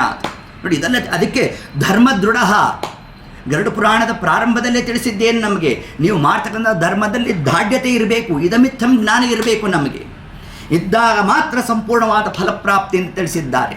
ಆ ಅನ್ನವನ್ನು ಹಾಕಬೇಕು, ಘೃತವನ್ನು ಹಾಕಬೇಕು, ಆಪ ಕುಶೋದಕವನ್ನು ಹಾಕಬೇಕು, ಹೊರತಾಗಿ ತೀರ್ಥವನ್ನು ಹಾಕಬಾರದು. ಪಿಂಡವನ್ನು ಕಟ್ಟಬೇಕಾದ್ರೆ ತೀರ್ಥ ಹಾಕಿ ಪಿಂಡವನ್ನು ಕಟ್ಟಬಾರದು. ತೀರ್ಥ ಹಾಕ್ತು ಅಂತಂದರೆ 9ನೇ ಪದಾರ್ಥ ಬಂದ್ಬಿಡುತ್ತೆ. 9ನೇ ಪದಾರ್ಥ ಬಂತು ಅಂತಂದರೆ ಪಿಂಡದ ಲಕ್ಷಣ ಹೊಟ್ಟೋಗುತ್ತೆ. ಪಿಂಡ ಕಟ್ಟಿದ ಮೇಲೆ ನಾವು ಯಾರ ಹೆಸರು ಗೋತ್ರವನ್ನು ಹೇಳಿರ್ತೇವೆ ಆಗ ಅಲ್ಲಿ ಅಧಿಷ್ಠಾನ ಬಂತು. ಆ ಅಧಿಷ್ಠಾನಕ್ಕೆ ತೀರ್ಥವನ್ನು ಕೊಡಬೇಕೇ ಹೊರತಾಗಿ ನೇರವಾಗಿ ನಾವೇನಾದ್ರು ಅದಕ್ಕೆ ಹಾಕ್ತು ಅಂತಂದರೆ ಅದು ಪಿಂಡದ ಲಕ್ಷಣಕ್ಕೆ ವ್ಯತಿರಿಕ್ತ ಆಗುತ್ತೆ. ತಿಲವನ್ನು ಹಾಕಬೇಕು, ಘೃತವನ್ನು ಹಾಕಬೇಕು, ಬೆಲ್ಲವನ್ನು ಹಾಕಬೇಕು, ಜೇನುತುಪ್ಪವನ್ನು ಹಾಕಬೇಕು. ಹೀಗೆ ಇಷ್ಟೆಲ್ಲ ಪದಾರ್ಥದಿಂದ ಮಿಶ್ರಣವಾಗಿರ್ತಕ್ಕಂತಹ ಆ ಪಿಂಡ ಪ್ರದಾನವನ್ನು ಮಾಡುವ ಕಾಲಕ್ಕೆ ಯಾವ ಅನುಸಂಧಾನ ಬರಬೇಕು ನಮಗೆ ಅಂದರೆ ವಸು, ರುದ್ರ, ಆದಿತ್ಯ. ವಸು ಸ್ಥಾನದಲ್ಲಿ ಪರಮಾತ್ಮ 24 ರೂಪದಿಂದ ತಾನು ಸ್ಥಿತನಾಗಿದ್ದಾನೆ. ವಸು ರುದ್ರ ಸ್ಥಾನದಲ್ಲಿ ಪರಮಾತ್ಮ 33 ರೂಪದಿಂದ ಇದ್ದಾನೆ. ಆದಿತ್ಯ ಸ್ಥಾನದಲ್ಲಿ ಪರಮಾತ್ಮ 36 ಭಗವದ್ ರೂಪದಿಂದ ಇದ್ದಾನೆ. 36, 33, 24 ಹೇಗೆ ಸಿಕ್ತು ಇದು ನಿಮ್ಗೆ ಲೆಕ್ಕ ಅಂತಂದರೆ, ವಸು ಅಂದರೆ ಅಷ್ಟವಸುಗಳು. ಅಷ್ಟವಸುಗಳ ಶರೀರ ಯಾವುದರಿಂದ ಆಯಿತು ಅಂದರೆ ಅಹಂಕಾರ ತತ್ವದಿಂದ ಆಯಿತು. ಅಹಂಕಾರ ತತ್ವಕ್ಕೆ ಆಂತರಿಕವಾಗಿ 3 ಪ್ರಭೇದ: ವೈಕಾರಿಕ, ತೈಜಸ, ತಾಮಸ. ಹಾಗಾದ್ರೆ 8 3 ಎಷ್ಟಾಯಿತು? 24. 24 ಭಗವದ್ ರೂಪ. ಇನ್ನು ವಸು, ರುದ್ರ ನಮಗೆ ರುದ್ರರು ಅಂದರೆ ಏಕಾದಶ ರುದ್ರರು ಅಂದರೆ 11 × 3 ವೈಕಾರಿಕ, ತೈಜಸ, ತಾಮಸ ಎಷ್ಟಾಯಿತು? 33 ಆಯಿತು. ವಸು, ರುದ್ರ, ಆದಿತ್ಯರು ಅಂದರೆ 12 ಆದಿತ್ಯರು. 12 3 ಎಷ್ಟು ನಮಗೆ? 36. 33, 24 ಸೇರಿಸಿದ್ರೆ ಎಷ್ಟಾಯಿತು? 93 ಆಯಿತು. ಇನ್ನು ಕರ್ತೃವಿನಲ್ಲಿ ಪರಮಾತ್ಮನ ಒಂದು ರೂಪ, ಬಂದಿರ್ತಕ್ಕಂಥ ಬ್ರಾಹ್ಮಣರಲ್ಲಿ ಒಂದು ರೂಪ, ಭಕ್ಷ್ಯ ಭೋಜ್ಯಾದಿಗಳಲ್ಲಿ ಪರಮಾತ್ಮ ಒಂದು ರೂಪ. ಎಷ್ಟಾಯಿತು? 3 ರೂಪ ಪ್ಲಸ್ 93 ಕೂಡಿಸಿದ್ರೆ ಎಷ್ಟಾಯಿತು? 96. ಅದೇ ಷಣ್ಣವತಿ ಅನ್ನೋ ಒಂದು ಕ್ರಮದಲ್ಲಿ ನಮ್ಮಲ್ಲಿ ಷಣ್ಣವತಿ ಶ್ರಾದ್ದ ಅಂತ ನಾವೇನು ಹೇಳ್ತೇವೆ, ಅಲ್ಲಿ 96 ಭಗವದ್ ರೂಪದಿಂದ ಪರಮಾತ್ಮ ತಾನಲ್ಲಿರೋಣ. ಅದರಂತೆ ಹೀಗೆ ಆ ಕ್ರಮದಲ್ಲಿ ಒಟ್ಟಾರೆ ಆ ಪಿತೃ ಯಜ್ಞದಲ್ಲಿ ಪರಮಾತ್ಮನ ರೂಪ ಯಾವುದಲ್ಲಿ ಅಂದರೆ ಜನಾರ್ದನ ರೂಪ ಅಂತ ತಿಳಿಸಿದ್ದಾರೆ. ಆ ಜನಾರ್ದನ ರೂಪ ಎಲ್ಲಿ ಸ್ಥಿತವಾಗಿದೆ ಅಂತಂದರೆ, ಈಗ ವಸು, ರುದ್ರ, ಆದಿತ್ಯ ಅಂದರೆ ಯಾಕೆ ಇಷ್ಟು ಅಂಶವನ್ನು ಇಲ್ಲಿ ಹೇಳ್ತಾ ಇದ್ದೇವೆ ಅಂತಂದರೆ, ಆ ಪಿತೃಕಾರ್ಯದಲ್ಲಿ ಪಿಂಡ ಪ್ರದಾನ ಮಾಡಬೇಕಾದ್ರೆ ಇಷ್ಟು ಚಿಂತನೆಯನ್ನು ಮಾಡ್ತಾ ಇರಬೇಕಂತೆ ನಾವು. ಆ ವಸು ಸ್ಥಾನದಲ್ಲಿ ತಂದೆ ಹೆಸರನ್ನು ಹೇಳಿದ್ದೇವೆ ಅಂದರೆ ನನ್ನ ಅಪ್ಪನೇ ಬರೋಲ್ಲ ಅಲ್ಲಿ, ಅಷ್ಟನ್ನು ನಾವು ಚೆನ್ನಾಗಿ ತಿಳಿದಿರಬೇಕು. ಅಲ್ರಿ ಅಲ್ಲಿ ಶಂತನು ಮಹಾರಾಜ ಬಂದಲ್ಲ, ಅದರಿಂದ ನನ್ನ ಅಪ್ಪ ಬರ್ಬೋದಲ್ಲ ಅಂತಂದರೆ ನನ್ನ ಅಪ್ಪ ಬರೋಲ್ಲ. ಹಾಗಾದ್ರೆ ಅಲ್ಲಿ ಶಂತನು ಮಹಾರಾಜ ಬಂದದ್ದು ಅಂತಂದರೆ ಅವರು ಸಾಂಶರು, ನಾವು ನಿರಂಶರರು. ಆದ್ದರಿಂದ ನಾವು ನಿರಂಶರರಾಗಿರೋದ್ರಿಂದ ಕೇವಲ ಅವರ ಹೆಸರು ಗೋತ್ರವನ್ನು ನಾವು ಹೇಳೋದನ್ನು ಆ ವಸುರುದ್ರ ಆದಿತ್ಯರು ತಾವೇನು ಮಾಡ್ತಾರೆ, ಆ ಯಜ್ಞದ ಅಂದರೆ ಕೊಟ್ಟಿರ್ತಕ್ಕಂಥ ಪಿಂಡದ ಫಲವನ್ನು ಅವರು ಕೂಡ ಭೋಗ ಮಾಡಲಿಕ್ಕೆ ಅಧಿಕಾರಿಗಳಲ್ಲ. ಅದನ್ನು ತಗೊಂಡು ನೇರವಾಗಿ ಚಂದ್ರಲೋಕಕ್ಕೆ ಹೋಗ್ತಾರೆ. ಚಂದ್ರಲೋಕದಲ್ಲಿ 3 ಮಂದಿ ಪಿತೃಪತಿಗಳು ಸ್ಥಿತರಾಗಿರ್ತಾರೆ. ಅದ್ಯಾಪಿ ಮೊದಲನೇದಾಗಿ ಚಂದ್ರ, ಯಮಧರ್ಮರಾಜ, ಕವ್ಯವಾಹ 3 ಮಂದಿ ಪಿತೃಪತಿಗಳು ಅಂತಿದ್ದಾರೆ. ಇವರ ಕೈಗೆ ವಸುರುದ್ರ ಆದಿತ್ಯರು ತಾವು ಅದನ್ನು ತಗೊಂಡೋಗಿ ಹಸ್ತಾಂತರ ಮಾಡಬೇಕು. ಆ ಪಿತೃಪತಿಗಳು ತಾವು ಸ್ವೀಕಾರ ಮಾಡಲಿಕ್ಕೆ ಅಧಿಕಾರಿಗಳಲ್ಲ. ಹೇಗೆ ಒಂದು ಆಫೀಸಲ್ಲಿ ಒಂದು ಪೇಪರ್ ಪಾಸ್ ಆಗಬೇಕಾದರೆ ಮೊದಲಿಗೆ ಒಬ್ಬ ಯಾರಿರ್ತಾನೆ, ಗುಮಾಸ್ತ ಇರ್ತಾನೆ, ಅವನ ಕೈ ಕೊಟ್ವಿ. ಅವನೇನು ಮಾಡ್ದ, ಅವನಿಗಿಂತ ಉನ್ನತ ಅಧಿಕಾರಿ ಕೊಟ್ಟ. ಆ ಅಧಿಕಾರಿ ಏನು ಮಾಡ್ದ, ಆ ಮುಖ್ಯವಾದ ಬಾಸ್ ಯಾರು ಇರ್ತಾನಲ್ಲ ಅವನ ಕೈಗೆ ತಗೊಂಡು ಹೋಗಿ ಕೊಟ್ಟ. ಅದರಂತೆ ಇಲ್ಲಿ ವಸುರುದ್ರ ಆದಿತ್ಯರು ತಗೊಂಡು ಹೋಗಿ ಮ್ಯಾನೇಜರ್ ಕೈ ಕೊಟ್ಟರು. ಮ್ಯಾನೇಜರ್ ಯಾರು, ವಸುರುದ್ರ ಯಾರು, ಚಂದ್ರ ಮತ್ತು ಯಮಧರ್ಮರಾಜ ಕವ್ಯವಾಹ. ಅವರೇ ಅದನ್ನು ಸ್ಯಾಂಕ್ಷನ್ ಮಾಡಲಿಕ್ಕೆ ಅಧಿಕಾರಿಗಳಲ್ಲ. ಅವರಿಗಿಂತ ಉನ್ನತನಾದಂತಹ ಅಧಿಕಾರಿ ಯಾರು ಅಂದರೆ ಆ ಚಂದ್ರಲೋಕದ ಮೇಲ್ಭಾಗದಲ್ಲಿರೋದೇ ಪಿತೃಲೋಕ.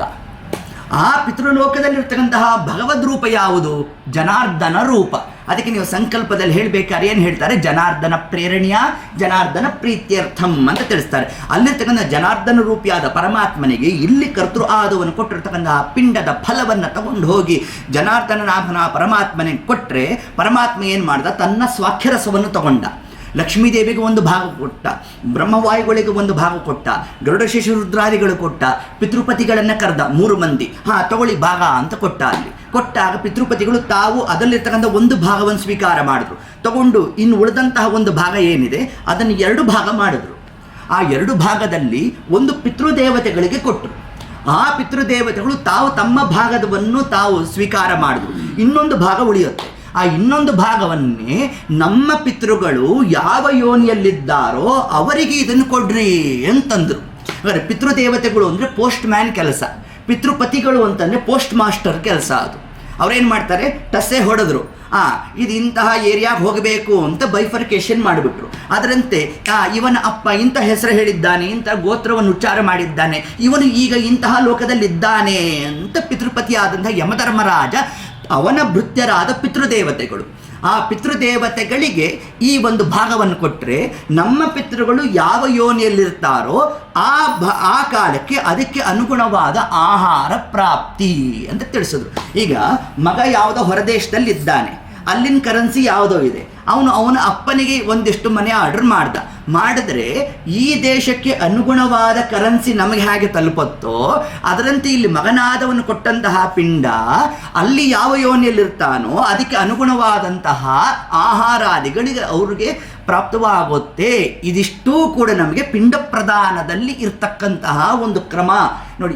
ಇದನ್ನು ನಾವು ಚಿಂತನೆ ಮಾಡಬೇಕು. ಜನಾರ್ದನ ರೂಪಿಯಾದ ಪರಮಾತ್ಮ, ಸ್ವಾಮಿ ನೀನು ನನ್ನ ಅಪ್ಪ, ಅವರು ಈಗ ಯಾವ ಸ್ಥಿತಿಯಲ್ಲಿದ್ದಾರೋ ಅವ್ರಿಗೆ ನೀನು ಅನುಗ್ರಹ ಮಾಡು ಅಂತ ಪ್ರಾರ್ಥನೆ ಮಾಡಬೇಕಂತ. ಹಿಂಗೆ ಪ್ರಾರ್ಥನೆ ಮಾಡ್ತಕ್ಕಂಥದ್ದೇ ಧರ್ಮದೃಢ ಬದ್ಧಮೂಲ ವೇದಸ್ಕಂದ ಪುರಾಣ ಶಾಖಾಢ್ಯ ಅಂತ ಇಷ್ಟು ಪ್ರಕಾರವನ್ನು ನಮಗೆ ತಿಳಿಸಿದ್ದಾರೆ. ಇನ್ನು ಧರ್ಮಸಿಂಧು ಅನೇಕ ವಿಧವಾದಂತಹ ಕಲ್ಪೋತ್ತರದಲ್ಲಿ ತಿಳಿಸಿರ್ತಕ್ಕಂಥದ್ದನ್ನೇ ಉಲ್ಲೇಖ ಮಾಡ್ತಾ ಶ್ರಾದ್ದಾದಿಗಳನ್ನು 10 ದಿವಸವನ್ನು ಬಿಟ್ಟು ನಾನು ತಿಳಿಸ್ತಿರೋದು. ಕಾಲಶ್ರಾದ್ದಾದಿಗಳನ್ನು ಮಾಡಬೇಕಾದರೆ ಇನ್ನು ಪಕ್ಷ ಮಾಸದಲ್ಲಿ ಬರ್ತಕ್ಕಂಥ ಶ್ರಾದ್ದಾದಿಗಳನ್ನು ನಾವು ನಡೆಸಬೇಕಾದರೆ ಸಾಮಾನ್ಯವಾಗಿ ಕುತಪಕಾಲವನ್ನು ಸಾಧಿಸಬೇಕು. ಏನು ಕುತಪಕಾಲ, ಎಷ್ಟು ಗಂಟೆಯಿಂದ ಪ್ರಾರಂಭ ಆಗುತ್ತೆ ಅಂದರೆ ಸೂರ್ಯೋದಯದ 8ನೇ ಮುಹೂರ್ತದಿಂದ ಕುತಪಕಾಲ ಪ್ರಾರಂಭ. ಸೂರ್ಯೋದಯದ 8ನೇ ಮುಹೂರ್ತ ಅಂತಂದರೆ ಈಗ ಬೆಳಗ್ಗೆ ಸೂರ್ಯೋದಯ 6 ಗಂಟೆ 10 ನಿಮಿಷಕ್ಕೆ ಅಂತಂದರೆ ಅಲ್ಲಿಂದ 8ನೇ ಮುಹೂರ್ತ ಅಂತಂದರೆ 11 ಗಂಟೆ 11:15 ಆಗುತ್ತೆ. 11:15ಗೆ ಶ್ರಾದ್ದವನ್ನು ಪ್ರಾರಂಭ ಮಾಡಬೇಕು. 2 ಗಂಟೆ ಒಳಗಡೆ ಶ್ರಾದ್ದವನ್ನು ಮುಗಿಸಿರಬೇಕು. ಶ್ರಾದ್ದವನ್ನು ವಿಸ್ತಾರ ಮಾಡಬಾರದು ಅಂತ ತಿಳಿಸಿದ್ದಾರೆ. ಶ್ರಾದ್ದವನ್ನು ವಿಸ್ತಾರ ಮಾಡಬಾರ್ದು ಅಂದರೆ ಪ್ರಕರಣ ಹಾರಿಸಬೇಕು ಅಂತಲ್ಲ. ಮತ್ತೇನು ಕ್ರಮ, ಅಲ್ಲಿ ಕರೆಸಿರ್ತಕ್ಕಂಥ ಬ್ರಾಹ್ಮಣರು ಇರ್ತಾರಲ್ಲ ಅದರ ಸಂಖ್ಯೆಯನ್ನು ಕಡಿಮೆ ಮಾಡಿ ಶಾಸ್ತ್ರ. ಯಾಕೆ ಪಿತೃಸ್ಥಾನಕ್ಕೆ 3 ಜನನ ಕೂಡಿಸೋದು, ವಿಶ್ವದೇವತೆಗಳಿಗೆ 2 ಕೂಡಿಸೋದು, ಹೀಗೆಲ್ಲ ಮಾಡ್ತಾಯಿದ್ರಿ. ಅಷ್ಟು ಮಂದಿಗೆ ನೀವು ಮಾಡುವಷ್ಟೊತ್ತಿಗೆ ಕರ್ತೃ ಆದವನಿಗೆ ಏನಾದ್ರು ಬೇಸರ ಮೂಡಿದ್ರೆ ಶ್ರಾದ್ದ ಘಾತ ಆಗುತ್ತೆ. ಶ್ರಾದ್ದಂ ವಿಸ್ತಾರಂ ನಾ ಕುರ್ಯಾತ್, ವಿಸ್ತಾರ ಮಾಡಬೇಡ ಅಂತ ಶಾಸ್ತ್ರ. ಯಾಕೆಂದರೆ ಕರ್ತೃ ಆದವನಿಗೆ ಆ ದಿವಸ ಮಾಡಿಸೋದೇ ಏನಂತೆ, ಇರೋ ಪರೋ ಯೋಗಾಸನ ಎಲ್ಲ ಮಾಡಿಸ್ಬಿಟ್ಟಿರ್ತಾರೆ. ಹೌದು ಇಲ್ಲೋ, ಹಿಂಗೆ ಕುಕ್ಕರ್ ಕಾಲಲ್ಲಿ ಕೂತ್ಕೋಬೇಕು, ಪಾಣಿ ಹೋಮ ಮಾಡಬೇಕು ಅಂತಾರೆ, ಜನ್ವಾರ ಇಲ್ಲಿಂದ ಹಾಕೋಬೇಕು ಅಂತಾರೆ, ಅಲ್ಲಿಂದ ಕೈ ಹಿಂಗೆ ತೊಗೋಬೇಕು ಅಂತಾರೆ, ಈ ಕೈ ತೆಗಿಬಾರ್ದು ಅಂತಾರೆ, ಈ ಕೈ ತೆಗೆದರೆ ಈ ಕೈನ ಹಿಂಗೆ ತೆಗಿಬೇಕು ಅಂತಾರೆ. ಇಲ್ಲ ಅನ್ನ ಬೇರೆ ಮುಟ್ಟಿರ್ತಾನೆ, ಅದು ಮುಟ್ಟಬೇಕಾದ್ರೆ ಯಜ್ಞೋಪವೀತಕ್ಕೆ ಸ್ಪರ್ಶ ಆಗಬಾರ್ದು ಅಂತಾರೆ ನೋಡಿ. ಮತ್ತು ಆ ಅನ್ನವನ್ನು ಮುಟ್ಟಿದಾಗ ಅದು ಮುಸ್ರೆ ಅಂತ ಅನ್ಕೋಬಾರ್ದು, ಅದು ಯಜ್ಞದ ಹವಿಸ್ಸು. ಮತ್ತು ಕೈ ತೊಳ್ಕೊಳ್ಳೋದು ಯಾಕೆ ಅಂತಂದರೆ ಸುಮ್ಮನೆ ಕೈ ಅಂಟತ್ತೆ ಅಂತ ಅಷ್ಟೇ ಹೊರತಾಗಿ ಅದು ಮುಸ್ರೆ ಪದಾರ್ಥ ಅಂತ ಕೈ ತೊಳ್ಕೊಂಡ್ರೆ ದೋಷ. ಇಷ್ಟು ಅಂಶವನ್ನು ತಿಳಿಸ್ತಾರೆ. ಹೀಗೆ ಆ ಕ್ರಮದಲ್ಲಿ ಆ ಶ್ರಾದ್ದಾದಿಗಳನ್ನು ನಾವು ಮಾಡಬೇಕಾದ್ರೆ ಕುತಪಕಾಲ, ಕು ಅಂದರೆ ಭೂಮಿ, ತಪ ಅಂದರೆ ತಾಪ, ಭೂಮಿಯಲ್ಲಿ ಯಾವಾಗ ತಾಪ ಆಗುತ್ತೆ ಅಂದರೆ 8ನೇ ಮುಹೂರ್ತಕ್ಕೆ ಪ್ರಾರಂಭ ಅಂತ ನೋಡಿ. ಮಧ್ಯಾಹ್ನ 11:30 12 ಗಂಟೆಗೆ ತಾಪ ಉತ್ಪನ್ನ ಆಗುತ್ತೆ. ಅಲ್ಲಿಂದ 2 ಗಂಟೆ ಒಳಗಡೆಗೆ ಅದನ್ನು ನಾವೇನಾದ್ರು 3 ಗಂಟೆ ತನಕ ಶ್ರಾದ್ದಾದಿಗಳು ಮಾಡಿದ್ರೆ ರಾಕ್ಷಸರು ತಗೊಂಡು ಹೋಗಿಬಿಡ್ತಾರೆ ಅದರ ಫಲವನ್ನು. ಆದರೆ ವಿಸ್ತಾರವನ್ನೂ ಮಾಡಬಾರದು, ಅತಿ ಬೇಗಲೂ ಮಾಡಬಾರ್ದು. ಸರ್ವೇವಾದ ಸಾಪವಾದ. ಇನ್ನೊಂದು ಮಾತನ್ನು ತಿಳಿಸ್ತಾರೆ. ಹಾಗಾಗಿ ವಿಸ್ತಾರ ಮಾಡಬಾರ್ದು, ಕುತಪಕಾಲವನ್ನು ಸಾಧಿಸಬೇಕು ಅಂತಂದರೆ ದ್ವಾದಶಿ ದಿವಸದಲ್ಲೂ ಕುತಪಕಾಲವನ್ನು ಸಾಧಿಸಬಾರದು. ಆ ದಿವಸ ಬೆಳಗಿನ ಜಾವನೇ ಮಾಡಬೇಕು. ಪಾರಣ ಅಂತೆ ವಿಶೇಷ. ಯಾವ ಯಾವ ದಿವಸಗಳು ಧನುರ್ಮಾಸದಲ್ಲಿ ಯಾರು ದೇಹತ್ಯಾಗ ಮಾಡಿದ್ರು ಅಂದರೆ ಆ 1 ಮಾಸ ಪರ್ಯಂತರದಲ್ಲಿ ಸರ್ವಥಾ ನಾವು ಮಧ್ಯಾಹ್ನ 11 ಗಂಟೆಗೆ ನಾನು ಶ್ರಾದ್ದ ಮಾಡ್ತೇನೆ ಅಲ್ಲ, ಬೆಳಗಿನ ಜಾವನೇ ಮಾಡಬೇಕು ಆ ಕಾಲಕ್ಕೆ. ಇದು ಶಾಸ್ತ್ರ ತಿಳಿಸಿರ್ತಕ್ಕಂಥದ್ದು. ಹೀಗೆ ಆ ಕ್ರಮದಲ್ಲಿ ಮತ್ತು ಶ್ರಾದ್ದಾದಿಗಳು ನಡಿಬೇಕಾದರೆ ಧರ್ಮದೃಢ ಎಷ್ಟು ಅಂಶಗಳನ್ನು ನಾವು ತಿಳಿದಿರಬೇಕು. ಇದನ್ನು ವೇದವ್ಯಾಸ ದೇವರು ತಾವು ತಿಳಿಸ್ತಾರೆ.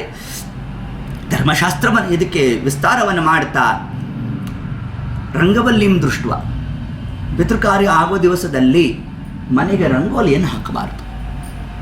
ನಿರಾಶಾ ಪಿತರೋಗತಃ, ಪಿತೃದೇವತೆಗಳು ಒಳಗಡೆಗೆ ಬರೋಲ್ವಂತೆ. ರಂಗೋಲಿ ನೋಡೋಕ್ಕೆ ಅವ್ರಿಗೆ ಇಚ್ಛೆ ಪಡುವಲ್ಲ, ಆಯಿತಾ. ತೋರಣಂ ದೃಷ್ಟ, ತೋರಣ ಹಾಕಿತ್ತು ಅಂತಂದರೆ ಪಿತೃದೇವತೆಗಳು ಬರೋಲ್ಲ. ಇನ್ನು ಬಂದಿರತಕ್ಕಂತಹ ಬ್ರಾಹ್ಮಣರಿಗೆ ನಿಲ್ಲಿಸ್ಕೊಂಡು ಏನಾದ್ರು ಪಾದ ಪ್ರಕ್ಷಾಳನೆ ಮಾಡ್ದ ಅಂತಂದರೆ ನಿರಾಶಾ ಪಿತರೋಗತ. ಇದು ಸರ್ವಕಾಲಿಕ ಶಾಸ್ತ್ರದಲ್ಲಿ. ನೀವು ಸುಮ್ಮನೆ ಒಬ್ಬ ಬ್ರಾಹ್ಮಣರು ಬಂದರು, ಯಾವುದೋ ಒಂದು ಕಾರ್ಯಕ್ರಮಕ್ಕೆ ಕರೆದಿದ್ರು, ಹೋಮನು ಗೀಮನು ಅಂತ ಕರೆದಾಗ ಬ್ರಾಹ್ಮಣ ಬಂದಾಗ ಬ್ರಾಹ್ಮಣರಿಗೆ ಹೊರಗಡೆ ನಾವೇನಾದ್ರು ನಿಲ್ಲಿಸ್ಕೊಂಡು ಪಾದ ಪ್ರಕ್ಷಾಳನೆ ಮಾಡಿದ್ದೇವೆ ಅಂದರೆ ಅದು ದೋಷ. ಮಿಕ್ಕ ಕಾಲದಲ್ಲಿ ಆ ದೋಷ ಆದರೂ ಪರವಾಗಿಲ್ವಂತೆ. ಆದರೆ ಪಿತೃಕಾರ್ಯದಲ್ಲಿ ಮಾಡ್ತು ಅಂತಂದರೆ ಪಿತೃದೇವತೆಗಳು ಹೊರಟೇ ಬಿಡ್ತಾರೆ. ಮತ್ತು ಭಿಕ್ಷೆಯನ್ನು ಹಾಕಬಾರ್ದು, ಗೋಗ್ರಾಸವನ್ನು ಕೊಡಬಾರ್ದು. ನೋಡಿ, ಇದೊಂದು ವಿಚಿತ್ರ. ಅದಕ್ಕೆ ಹಿಂದೆ ಎಲ್ಲ ಏನು ಮಾಡೋರು ಅಂತಂದರೆ ಮನೆ ಬಾಗಿಲು ಮುಂದೆನೇ ಒಂದು ಡಬ್ರಿಯನ್ನು ಬೋರ್ಲಾಕ್ಬಿಟ್ಟಿರೋರು, ಅದ್ರ ಮೇಲೆ ಒಂದೆರಡು ದರ್ಬೆ ಒಗೆದ್ಬಿಟ್ಟಿರೋರು. ಅದನ್ನು ನೋಡೋ ಕಾಲಕ್ಕೆ ಭಿಕ್ಷುಕನಿಗೆ ಅರ್ಥ ಹೋಗೋದಂತೆ, ಓ ಇವ್ರ ಮನೇಲಿ ಇವತ್ತು ಪಿತೃಕಾರ್ಯ, ನಾನು ಕೇಳಿದ್ರೂ ಸಿಗೋಲ್ಲ. ಹಂಗನ್ನು ಮಾತ್ರಕ್ಕೆ ಭಿಕ್ಷುಕನಿಗೆ ಅನ್ನ ಹಾಕದೇ ಇರಬಾರ್ದು ಎಂಬುದರ ಆಂತರ್ಯ. ತಂಗಳ ಅನ್ನವನ್ನು ಹಾಕಬೇಡಿ. ಆ ದಿವಸ ಭೋಜನಾನಂತರ ಅವನಿಗೆ ಬಿಸಿ ಅನ್ನವನ್ನು ಹಾಕಬೇಕಂತೆ. ನೋಡಿ, ಮಧ್ಯಾಹ್ನ 3 ಗಂಟೆ ಸಮಯಕ್ಕೆ ಬರೋನಂತೆ. ಅವನು ಬಂದಾಗ ಅವನಿಗೆ ಆ ಬಿಸಿ ಅನ್ನವನ್ನು ಹಾಕುವುದಂತೆ. ಇದು ಮತ್ತು ಗೋಗ್ರಾಸವೂ ಕೂಡ ಎಲ್ಲಿಂದ ಎಲ್ಲಿ ತನಕ ಗೋಗ್ರಾಸ ಹಾಕಲಿಕ್ಕಿಲ್ಲ ಅಂತಂದರೆ ವಿಶ್ವೇ ದೇವತೆಗಳ ಆವಾಹನೆಯಿಂದ ವಿಶ್ವೇ ದೇವತೆಗಳ ಉದ್ವಾಸನೆ ಆಗುವ ತನಕ ಗೋಗ್ರಾಸ ಹಾಕಬಾರ್ದು. ಅಷ್ಟು ಮಧ್ಯಕಾಲದಲ್ಲಿ ನಾವೇನಾದ್ರು ಹಾಕಿದ್ರೆ ಅಷ್ಟಕ್ಕೆ ಅವರು ತೃಪ್ತಿಯನ್ನು ಹೊಂದಿಬಿಡ್ತಾರಂತೆ. ತೃಪ್ತಿಯನ್ನು ಹೊಂದುತ್ತಾ ಆ ಕಾಲಕ್ಕೆ ಅಲ್ಲಿಂದ ಹೊರಟೇ ಬಿಡ್ತಾರಂತೆ. ಆದ್ದರಿಂದ ನಮ್ಮಲ್ಲಿ ಪಿತೃಕಾರ್ಯ ಎಲ್ಲಿಂದ ಎಲ್ಲಿ ತನಕ ನಾವು ಪರಿಗಣಿಸ್ತೇವೆ ಅಂತಂದರೆ ವಿಶ್ವೇ ದೇವತೆಗಳು ಮೊದಲಿಗೆ ಆವಾಹನೆ, ಕೊನೆಯದಾಗಿ ಅವರ ಉತ್ಸರ್ಜನೆಯಲ್ಲಿ ವಿಶ್ವೇ ದೇವತೆಗಳು. ಈ ಮಧ್ಯದಲ್ಲಿ ಹೋಗೋರು ಯಾರು? ಪಿತೃದೇವತೆಗಳು. ಹಿಂದಿಯಲ್ಲಿ ಎಷ್ಟು ಟೆಕ್ನಿಕಲ್ ಟರ್ಮ್ಸಲ್ಲಿ ಮಾತಾಡೋರಂತೆ. ಯಾರು ಕಾರ್ಯಕ್ರಮಕ್ಕೆ ಕರೆದಿರ್ತೀವಿ, 2 ವರ್ಗದ ಜನ ಇರ್ತಾರಂತೆ. ಒಬ್ಬರು ನಮಗಿಂತ ಮುಂಚೆನೇ ಬಂದ್ಬಿಟ್ಟಿರ್ತಾರಂತೆ, ಎಲ್ಲ ಕಾರ್ಯಕ್ರಮ ಆಗೋ ತನಕ ಕದಲೋದೇ ಇಲ್ವಂತೆ. ಇವರು ಆ ವಿಶ್ವೇ ದೇವತೆಗಳು ರೀ ಅನ್ನೋರಂತೆ. ಇನ್ನು ಕೆಲವೊಬ್ರು ಇರೋರಂತೆ ಕಾರ್ಯಕ್ರಮ ಮಧ್ಯದಲ್ಲಿ ಬರೋದಂತೆ. ಸರಿ ನಾನು ಹೊರಟೆ ಇವ್ರೇನು ಒಳ್ಳೆ ಪಿತೃದೇವತೆಗಳು ಆಡ್ದಂಗೆ ಆಡ್ತಾರೆ ನೋಡ್ರಿ. ಹಿಂಗೊಂದು ಕ್ರಮ ಇತ್ತಂತೆ ನೋಡ್ರಿ. ಹಿಂದೆ ಮಾತಾಡಬೇಕಾದ್ರೂ ಕೂಡ ಶಾಸ್ತ್ರ ವಿಷಯವನ್ನು ಸಮನ್ವಯ ಮಾಡಿ ಮಾತಾಡೋರಂತೆ ನೋಡ್ರಿ ಹಿಂದೆ ಎಲ್ಲ. ಹೀಗೆ ಆ ಕ್ರಮದಲ್ಲಿ ಅಂದರೆ ಏನಿದರ ಅರ್ಥ, ಮಧ್ಯದಲ್ಲೇ ಹೊರಟುಬಿಡೋರಂತೆ. ಈ ಟೆಕ್ನಿಕಲ್ ಟರ್ಮ್ಸಲ್ಲಿ ಇರತ್ತೆ ನೋಡಿ, ಲಾಸ್ಟ್ ಇನ್ ಫಸ್ಟ್ ಔಟ್ ಅಂತ ಏನೇನೋ ಇದೆ ನೋಡಿ ಅಲ್ವಾ. ಅದೇ ಥರನೇ ಈ ಪಿತೃದಿ ಇವೆಲ್ಲ ಬಂದು ನಮ್ಮ ಶಾಸ್ತ್ರದಿಂದಲೇ ಅದನ್ನ ಇದಕ್ಕೆ ನಾವು ಅದ್ಯಾಕೆ ಅಳವಡಿಸ್ಕೊಂಡ್ವಿ, ಹೌದಾ ಇಲ್ವಾ. ಹೀಗೆ ಆ ಕ್ರಮದಲ್ಲಿ ನಮಗೆ ತಿಳಿಸ್ತಾ ಯಾಕೆ ಈ ಅಂಶವನ್ನು ಇಲ್ಲಿ ಹೇಳ್ತಾ ಇದ್ದೇವೆ ಅಂದರೆ ವೇದವ್ಯಾಸ ದೇವರು ಮೊದಲಿಗೆ ಇನ್ನು ಮುಂದೆ ಬರ್ತಕ್ಕಂಥದ್ದಲ್ಲಿ ಯಾವುದು ದೇಹ ಬಿಟ್ಟ ಮೇಲೆ ಯಾವ ಕ್ರಮ, ಯಾವ ಕ್ರಮದಲ್ಲಿ ಅನುಷ್ಠಾನ, ಇದೆಲ್ಲ ತರುವಾಯದ ಕ್ರಮ. ಆದರೆ ಈ ಪಿತೃಕಾರ್ಯವನ್ನು ಮಾಡಬೇಕಾದ್ರೇ ಧರ್ಮದೃಢ ನೋಡ್ರಿ, ಮೊದಲನೇ ಶಬ್ದವನ್ನೇ ತಾವು ಪ್ರಯೋಗ ಮಾಡಿದ್ರು. ಎಷ್ಟು ಅನುಸಂಧಾನ ಮಾಡಿರಬೇಕು. ಘಂಟಾನಾದಂ ನಾಕುರ್ಯ, ಮಾಡಬೇಡ ಅಂತಂದು. ಈ ಮಾಡಬೇಡ ಅನ್ನೋದು ಆಘಾತಕಾರಿ ಆಗುತ್ತೆ ನಮ್ಮಲ್ಲಿ. ಅವನು ಬೆಳಗ್ಗೆ ಎದ್ದಾಗಲೂ ಕೂಡ ಘಂಟಾನಾದ ಮಾಡಲಿಲ್ಲ, ಹಂಗೆಲ್ಲ ಹೇಳಿದ್ದು ಶಾಸ್ತ್ರ. ಈ ಪಿತೃಕಾರ್ಯ ವಿಶ್ವೇ ದೇವತೆಗಳು ಬರೋ ಕಾಲಕ್ಕೆ ಅಲ್ಲಿಂದ ಅವರ ಉದ್ವಾಸನೆ ಆಗೋ ತನಕ ಘಂಟಾನಾದ ಇಲ್ಲ. ಹೊರತಾಗಿ ಇವತ್ತು ಘಂಟಾನಾದ ಮಾಡಬಾರ್ದಂತೆ ಅಂತ ಇವನೇನು ಮಾಡ್ದ, ಘಂಟಾನಾದ ಮಾಡಲಿಲ್ಲ ಅಂದರೆ ದೈತ್ಯರು ಬಂದು ಕೂತ್ಕೊಂಡ್ಬಿಡ್ತಾರೆ. ಆಗಮಾರ್ತಂತು ದೇವಾನಾಂ ಗಮನಾರ್ಥಂತೂ ರಾಕ್ಷಸಾಂ ಗುರುಘಂಟಾಂ ತತ್ರ ದೇವತಾಹ್ವನ ಲಾಂಛನ. ಆದ್ದರಿಂದ ಘಂಟಾನಾದ ಬೆಳಗ್ಗೆ ಕರ್ತೃವಾದವನ್ನು ಮಾಡಲಿಕ್ಕೆ ಅವಕಾಶ ಇದೆ. ಅಂದರೆ ಪಿತೃಕಾರ್ಯ ಪ್ರಾರಂಭ ಆದಾಗ ಘಂಟಾನಾದಾದಿಗಳು ಮಂಗಳವಾದ್ಯಗಳು ಇರಬಾರದು. ತಿಲಕಂ ದೃಷ್ಟ, ಇದು ಪುರುಷನಿಗೆ ಹೇಳಿದ್ದು, ಹೆಣ್ಣುಮಕ್ಕಳು ಸೇರಿಸ್ಕೊಂಡ್ಬಿಟ್ಟಿರೋದನ್ನು. ಹೌದು ಇಲ್ಲೂ ಕೆಲವೊಬ್ಬರು ಇರ್ತಾರೆ, ಆ ಹೆಣ್ಣುಮಕ್ಳು ಏನು ಮಾಡ್ತಾರೆ, ಅಡುಗೆ ಮಾಡ್ತಿರ್ತಾರೆ, ಹಣೆಗಿಟ್ಕೊಳ್ದಿರ ಮಾಡಿಬಿಡ್ತಾರೆ. ಹಾಗೆಲ್ಲ ಮಾಡಬಾರ್ದು. ಅದು ಹೆಣ್ಣುಮಕ್ಕಳಿಗೆಲ್ಲ ಹೇಳಿದ್ದದು. ಆ ಕರ್ತೃ ಆದವನು ತಿಲಕವನ್ನು ಹಾಕ್ಕೊಳ್ಳೋದು ಯಾವುದರ ದ್ಯೋತಕ ಅಂತಲೇ ಕ್ರಿಕೆಟ್ ಮ್ಯಾಚ್ ಗೆದ್ದಿದ್ದಾಗ ನೋಡಿ, ಎಲ್ಲ ತಿಲಕ ಹಾಕ್ಕೊಂಡು ಎಲ್ಲ ಓಡಾಡ್ತಿರ್ತಾರೆ ಜನ. ಹೌದಾ, ಅದು ಜಯದ ಸಂಕೇತ ಅಂತ ತಿಲಕ. ಅದನ್ನೇನಾ ಕರ್ತೃ ಮಾಡ್ಕೊಂಡ ಅಂತಂದರೆ ಇದನ್ನು ಆನಂದಿಸ್ತಾ ಇದ್ದಾನೆ ಅಂತ ನಿರಾಶೋಪಿತರೋಗತಃ ಅವರಿಗೆ ಹೇಳಿದ್ದು, ಅದು ಹೆಣ್ಣುಮಕ್ಕಳಿಗೆ ಹೇಳಿದ್ದಲ್ಲ ಅದು. ಹೌದಾ, ರಂಗವಲ್ಲಿಯನ್ನು ಹಾಕಬಾರದು ಅಂತಂದ್ರು ಗೋಪದ್ಮ ಹಾಕ್ಕೊಳ್ಳಿಕ್ಕೆ ಅವಕಾಶ ಕೊಟ್ಟಿದೆ ಶಾಸ್ತ್ರ. ದೇವರ ಮನೆಯಲ್ಲಿ ಸಣ್ಣದಾಗಿ ಅದು ನಿತ್ಯ ಕರ್ಮ ಆಗಿರೋದ್ರಿಂದ ಅದನ್ನು ಗೋಪದ್ಮ ಹಾಕ್ಕೊಳ್ರಿ, ಅದು ಹೊರಗಡೆ ಚಿತ್ತಾರ ರೂಪೇಣ ಹಾಕೋಬೇಡಿ ಅಂತ ಶಾಸ್ತ್ರ ಹೇಳಿರೋದು. ಹೀಗೆ ಧರ್ಮದೃಢ ಬದ್ಧಮೂಲ ವೇದಸ್ಕಂದ ಪುರಾಣ ಶಾಖಾಢ್ಯ ಕೃತಕುಸುಮೋ ಮೋಕ್ಷಫಲೋ ಮಧುಸೂದನೋ ಪಾದಪೋ ಜಯತಿ. ಹೀಗೆ ಆ ಕ್ರಮದಿಂದಾಗಿ ಇಷ್ಟು ಅನುಸಂಧಾನವನ್ನು ನಾವು ಮಾಡ್ತಾ ಪಿತೃಕಾರ್ಯದಲ್ಲಿ ಪರಮಾತ್ಮ ಇಷ್ಟು ರೂಪದಿಂದ ತಾನು ಸನ್ನಿಹಿತನಾಗಿದ್ದಾನೆ, ಜನಾರ್ದನ ರೂಪನಾಗಿ ತಾನಲ್ಲಿ. ಅದಕ್ಕೆ ನಾವು ಎಷ್ಟು ಪಿತೃಕಾರ್ಯದಲ್ಲಿ ಫಲಜನ್ಯ ಆಗುತ್ತೆ ಅಂತಂದರೆ, ನೀವು ಶ್ರಾದ್ದಾದಿಗಳು ಮಾಡಬೇಕಾದ್ರೆ ಮುಂದೆ ಗೊತ್ತಾಗುತ್ತೆ. ಹೇಗೆ ಅಂತಂದರೆ ಒಂದಷ್ಟು ತಿಲವನ್ನು ಕೊಡ್ತಾರೆ, ಎಳ್ಳನ್ನು ಕೊಡ್ತಾರೆ, ಅಪಮಾಗತ್ವೇನ ಆ್ಯಂಟಿ ಕ್ಲಾಕ್ ವೈಸ್ ಅದನ್ನು ಸೇಚನೆ ಮಾಡಿಸ್ತಾರೆ. ಸೇಚನೆ ಮಾಡಬೇಕಾದ್ರೆ ಆಚಾರ ಅಂತಾರೆ, ನನ್ನ ತಲೆ ಮೇಲೆ ಹಾಕ್ಬಿಡ್ರಪ್ಪ ಅಂತ. ಯಾಕೆಂದ್ರೆ ಅದು ಬೆಂಕಿ ಉಂಡೆ ಆಗೋಗಿರುತ್ತಂತೆ. ಅದೇನಾದ್ರು ನಮ್ಮ ತಲೆ ಮೇಲೆ ಬಿದ್ದರೆ ನಮ್ಮ ಕಥೆ ಏನು ಅಂತಾರೆ. ಆದ್ದರಿಂದ ಅವರಿಗೆ ಬೀಳದಂತೆ ಸೇಚನೆ ಮಾಡಬೇಕಂತೆ. ಕಾರಣ ಏನು ಅಂತಂದರೆ, ಇಂತಹ ಕಾರ್ಯಗಳಲ್ಲಿ ಸ್ವಲ್ಪ ಲೋಪ ಆದರೂ ದೈತ್ಯರ ಅಪಹರಣ ಮಾಡ್ಕೊಂಡು ಹೋಗ್ಬಿಡ್ತಾರಂತೆ. ಅದನ್ನು ಈಗ ನೀವು ಮಂಗಳಾರತಿ ಮಾಡಿರ್ತೀರಿ ದೇವರಿಗೆ, ಮಾಡಿದ ಮೇಲೆ ಅದು ಆ ಧೂಮ ಬರೋ ಕಾಲಕ್ಕೆ ಶಾಂತ ಮಾಡಿ ಅಂತ ಇರ್ತಾರೆ. ಯಾಕೆ ಶಾಂತ ಮಾಡಬೇಕು? ಆ ಧೂಮ ಯಾಕೆ ಬರಬಾರ್ದು ಅಂದರೆ, ಧೂಮ ಬಂತು ಅಂತಂದರೆ ದೈತ್ಯರ ಫಲ ಆಗುತ್ತಂತೆ ನೋಡಿ. ಆದ್ದರಿಂದ ಅದು ಶಾಂತ ಆಗಬೇಕು ಅಂತ ತಿಳಿಸ್ತಾರೆ. ಅದರಂತೆ ಪಿತೃಕಾರ್ಯದಲ್ಲೂ ಕೂಡ ಆ ಜನಾರ್ದನ ರೂಪಿಯಾದ ಪರಮಾತ್ಮನ ಚಿಂತನೆ ಮಾಡ್ತಾ ಅಪಸವ್ಯತ್ವೇನ ಅಂದರೆ ಅಪಮಾರ್ಗದಲ್ಲಿ ಆ್ಯಂಟಿ ಕ್ಲಾಕ್ ವೈಸ್ ಅದನ್ನು ನಾವು ಆ ತಿಲವನ್ನು ಸೇಚನೆ ಮಾಡೋದೇನು ಅಂತಂದರೆ ಆ ಯಜ್ಞ ರಕ್ಷಣೆ ಆಗಬೇಕು. ಸಾಮಾನ್ಯ ಮನುಷ್ಯರಿದ್ದೇವೆ, ನಮ್ಮಿಂದ ಕಿಂಚಿತ್ ದೋಷಾದಿಗಳು ಆಗ್ತಾ ಇರುತ್ತಂತೆ, ಮನೋವಿಕಾರಾದಿಗಳು ಹೊಂದ್ಬಿಡ್ತೇವಂತೆ ನಾವು ಕೆಲವೊಂದು ಬಾರಿ. ಆ ಕಾಲಕ್ಕೂ ಕೂಡ ಯಜ್ಞದ ರಕ್ಷಣೆ ಆಗಬೇಕು ಅನ್ನೋ ಒಂದು ಕ್ರಮದಲ್ಲೇ ನಮಗೆ ಇಷ್ಟು ಅಂಶವನ್ನು ಅಲ್ಲಿ ತಿಳಿಸ್ತಾ, ಈ ಒಂದು ಅಂಶ ಎಲ್ಲವೂ ಕೂಡ ನಮಗೆ ಪೂರ್ವಪೀಠಿಕಾ ಭಾಗ ಶ್ರಾದ್ದಾದಿಗಳಿಗೆ ಪ್ರವೇಶಕವನ್ನು ಕೊಡಬೇಕಾದ್ರೆ ಅದಕ್ಕೆ ಇದರ ಹೆಸರೇ ಏನು, ಶ್ರಾದ್ದ ಅಂತ.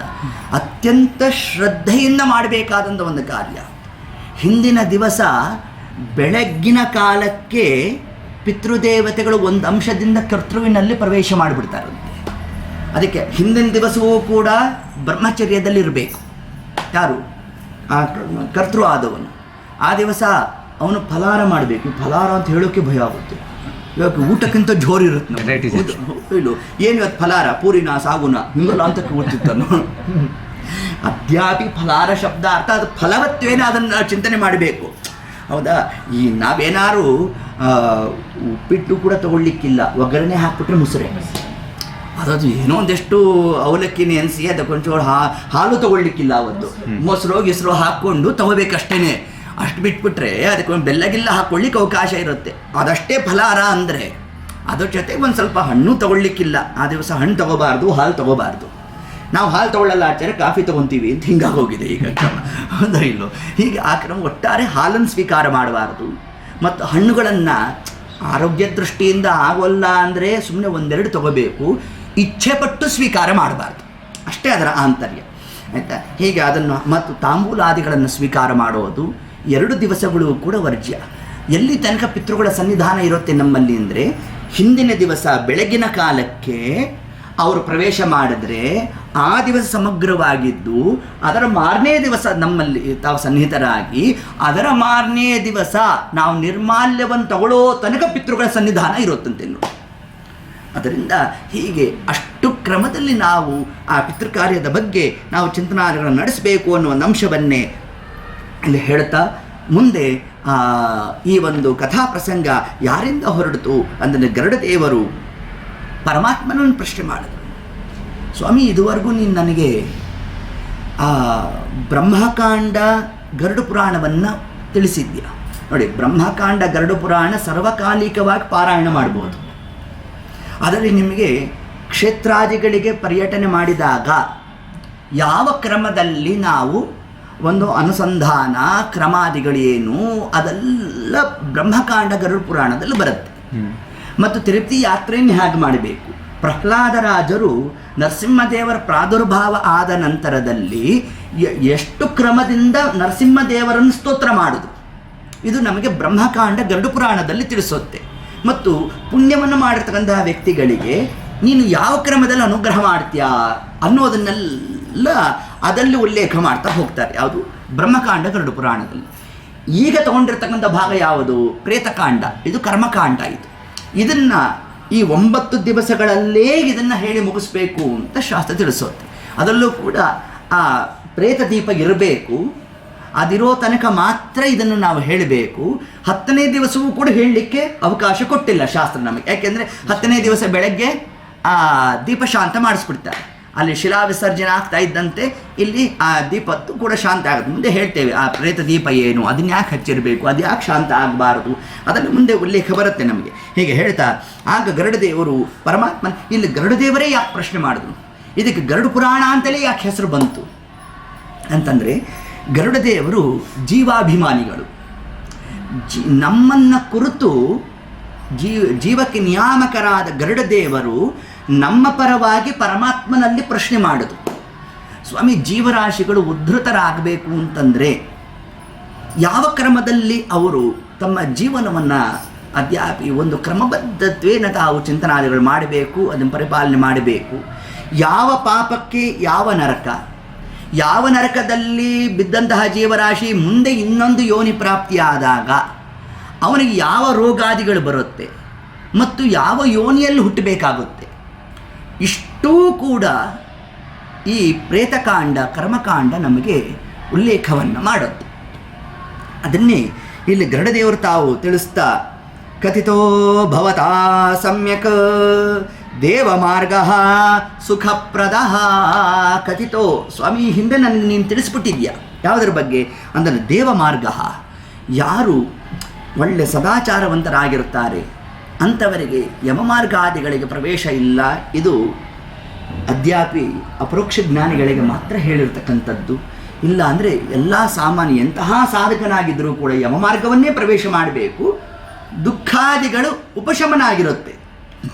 ಆದರೆ ಅಪರೋಕ್ಷ ಜ್ಞಾನಿಗಳಿಗೆ ಮಾತ್ರ ದೇವಮಾರ್ಗ ಅಂತ, ದೇವಮಾರ್ಗ, ಅರ್ಚಿರಾದಿ ಮಾರ್ಗ, ಧೂಮಾರ್ಗ ಅಂತ ಅದನ್ನು ಕರೆದಿದ್ದಾರೆ ನಮಗೆ. ಸುಖಪ್ರದ, ಅತ್ಯಂತ ಸುಖವಾಗಿರ್ತಕ್ಕಂಥದ್ದು ಯಾವುದು? ದೇವಮಾರ್ಗ. ಅದರ ಬಗ್ಗೆ ತಿಳಿಸಿದ್ಯಾ. ಆದರೆ ಈಗ ನಾನು ಕೇಳಬೇಕಾಗಿರೋದು, ಇದಾನೀಂ ಶ್ರೋತುಂ ಇಚ್ಛಾಮಿ, ಈಗ ನಾನು ಯಾವುದನ್ನು ಕೇಳಕ್ಕೆ ಇಷ್ಟಪಡ್ತಾ ಇದ್ದೇನೆ ಅಂದರೆ ಯಮಮಾರ್ಗಂ ಭಯಪ್ರದಂ. ಯಮಲೋಕದ ವರ್ಣನೆ ಕೇಳಲಿಲ್ಲ ಯಾರು? ಗರುಡದೇವರು. ಆ ಯಮ ಮಾರ್ಗ ಏನಿದೆಯಲ್ಲ, ಆ ರೂಟ್ ಮ್ಯಾಪೇ ಬಹಳ ದುಃಖ ಇದೆಯಂತ ನೋಡಿ, ಅದ್ರ ಬಗ್ಗೆ ತಮಗೆ ತಿಳಿಸ್ಕೊಡ್ರಿ ಅಂತಂದರು. ಅದರಲ್ಲಿ ಇದನ್ನೇ ಏತತ್ಕಾಲಕ್ಕೆ ಸೂತಾಚಾರ್ಯರು ಶೌನಕಾದಿಗಳ ಮುಂದೆ ತಾವು ಅದನ್ನು ಸಮರ್ಪಣೆ ಮಾಡ್ತಾ ಇದ್ದಾರಂತೆ. ಶೌನಕರು ತಾವು ಪ್ರಶ್ನೆ ಮಾಡಿದ್ರು, ಸೂತರೇ, ಈ ಗರುಡ ಪುರಾಣದಲ್ಲಿ ಇರತಕ್ಕಂತಹ ಪ್ರೇತಕಾಂಡದಲ್ಲಿ ಪರಮಾತ್ಮ ಗರುಡದೇವರಿಗೆ ಏನೇನು ಉಪದೇಶ ಮಾಡ್ದ ಅದ್ರ ಬಗ್ಗೆ ನಮ್ಗೆ ಹೇಳ್ರಿ ಅಂತ ತಾವು ಪ್ರಶ್ನೆ ಮಾಡಿದ್ದಾರಂತೆ. ಶೃಣುಧ್ವಂ ಭೋ ವಿವಕ್ಷ್ಯಾಮಿ ಯಮ ಮಾರ್ಗಂ ಸುದುರ್ಗಮಂ. ನಾವು ಕೇಳಿದ್ದೇವೆ ಇದ್ರ ಬಗ್ಗೆ ಅಂತ ಯಾರು? ಶೌನಕಾದಿಗಳು. ಸುಖದಂ ಪುಣ್ಯಶೀಲಾನಾಂ. ಆದರೆ ಆ ಯಮಮಾರ್ಗದಲ್ಲೂ ಕೂಡ ಸುಖದಂ, ಸುಖವೇ ಪ್ರಾಪ್ತಿಯಾಗುತ್ತಂತೆ. ಯಾರಿಗೆ? ಪುಣ್ಯಶೀಲಾನ. ಎಲ್ರಿಗೂ ದುಃಖ ಅಂತ ಹೇಳ್ತಿಲ್ಲ. ಗರುಡ ಪುರಾಣ ಹೆದರಿಸ್ಲಿಕ್ಕೂ ತಾನು ಹೊರಟಿಲ್ಲ. ಕೈ ಪಿಡಿಯಂತೆ ಇರ್ತಕ್ಕಂಥದ್ದು ಯಾವುದು? ಗರುಡ ಪುರಾಣ ನಮಗೆ. ಹಾಗಿದ್ದರೆ ಯಾವ ಕ್ರಮದ ಫಲ ಅದನ್ನು ನಮಗೆ ತಿಳಿಸುತ್ತೆ ನಮಗೆ. ಮತ್ತು ಪಾಪಿನಾಂ ದುಃಖದಾಯಕಂ, ಯಾರು ಪಾಪಿಷ್ಟ ಜೀವರಾಶಿಗಳೋ ಅವರಿಗೆ ದುಃಖಾದಿಗಳು ಅಂತ ಹೇಳ್ತಾ ಇದೆ. ಆದ್ದರಿಂದ ಅದರ ಬಗ್ಗೆ ಹೇಳಬೇಕು ಅಂತಂತ ಅಲ್ಲಿ ಶೌನಕಾದಿಗಳು ತಾವು ಹೇಳಿದ್ರೆ, ಆಗ ಸೂತಾಚಾರ್ಯ ಹೇಳಿದ್ರಂತೆ, ಯಥಾ ವಿಷ್ಣುನಾ ಪ್ರೋಕ್ತಂ,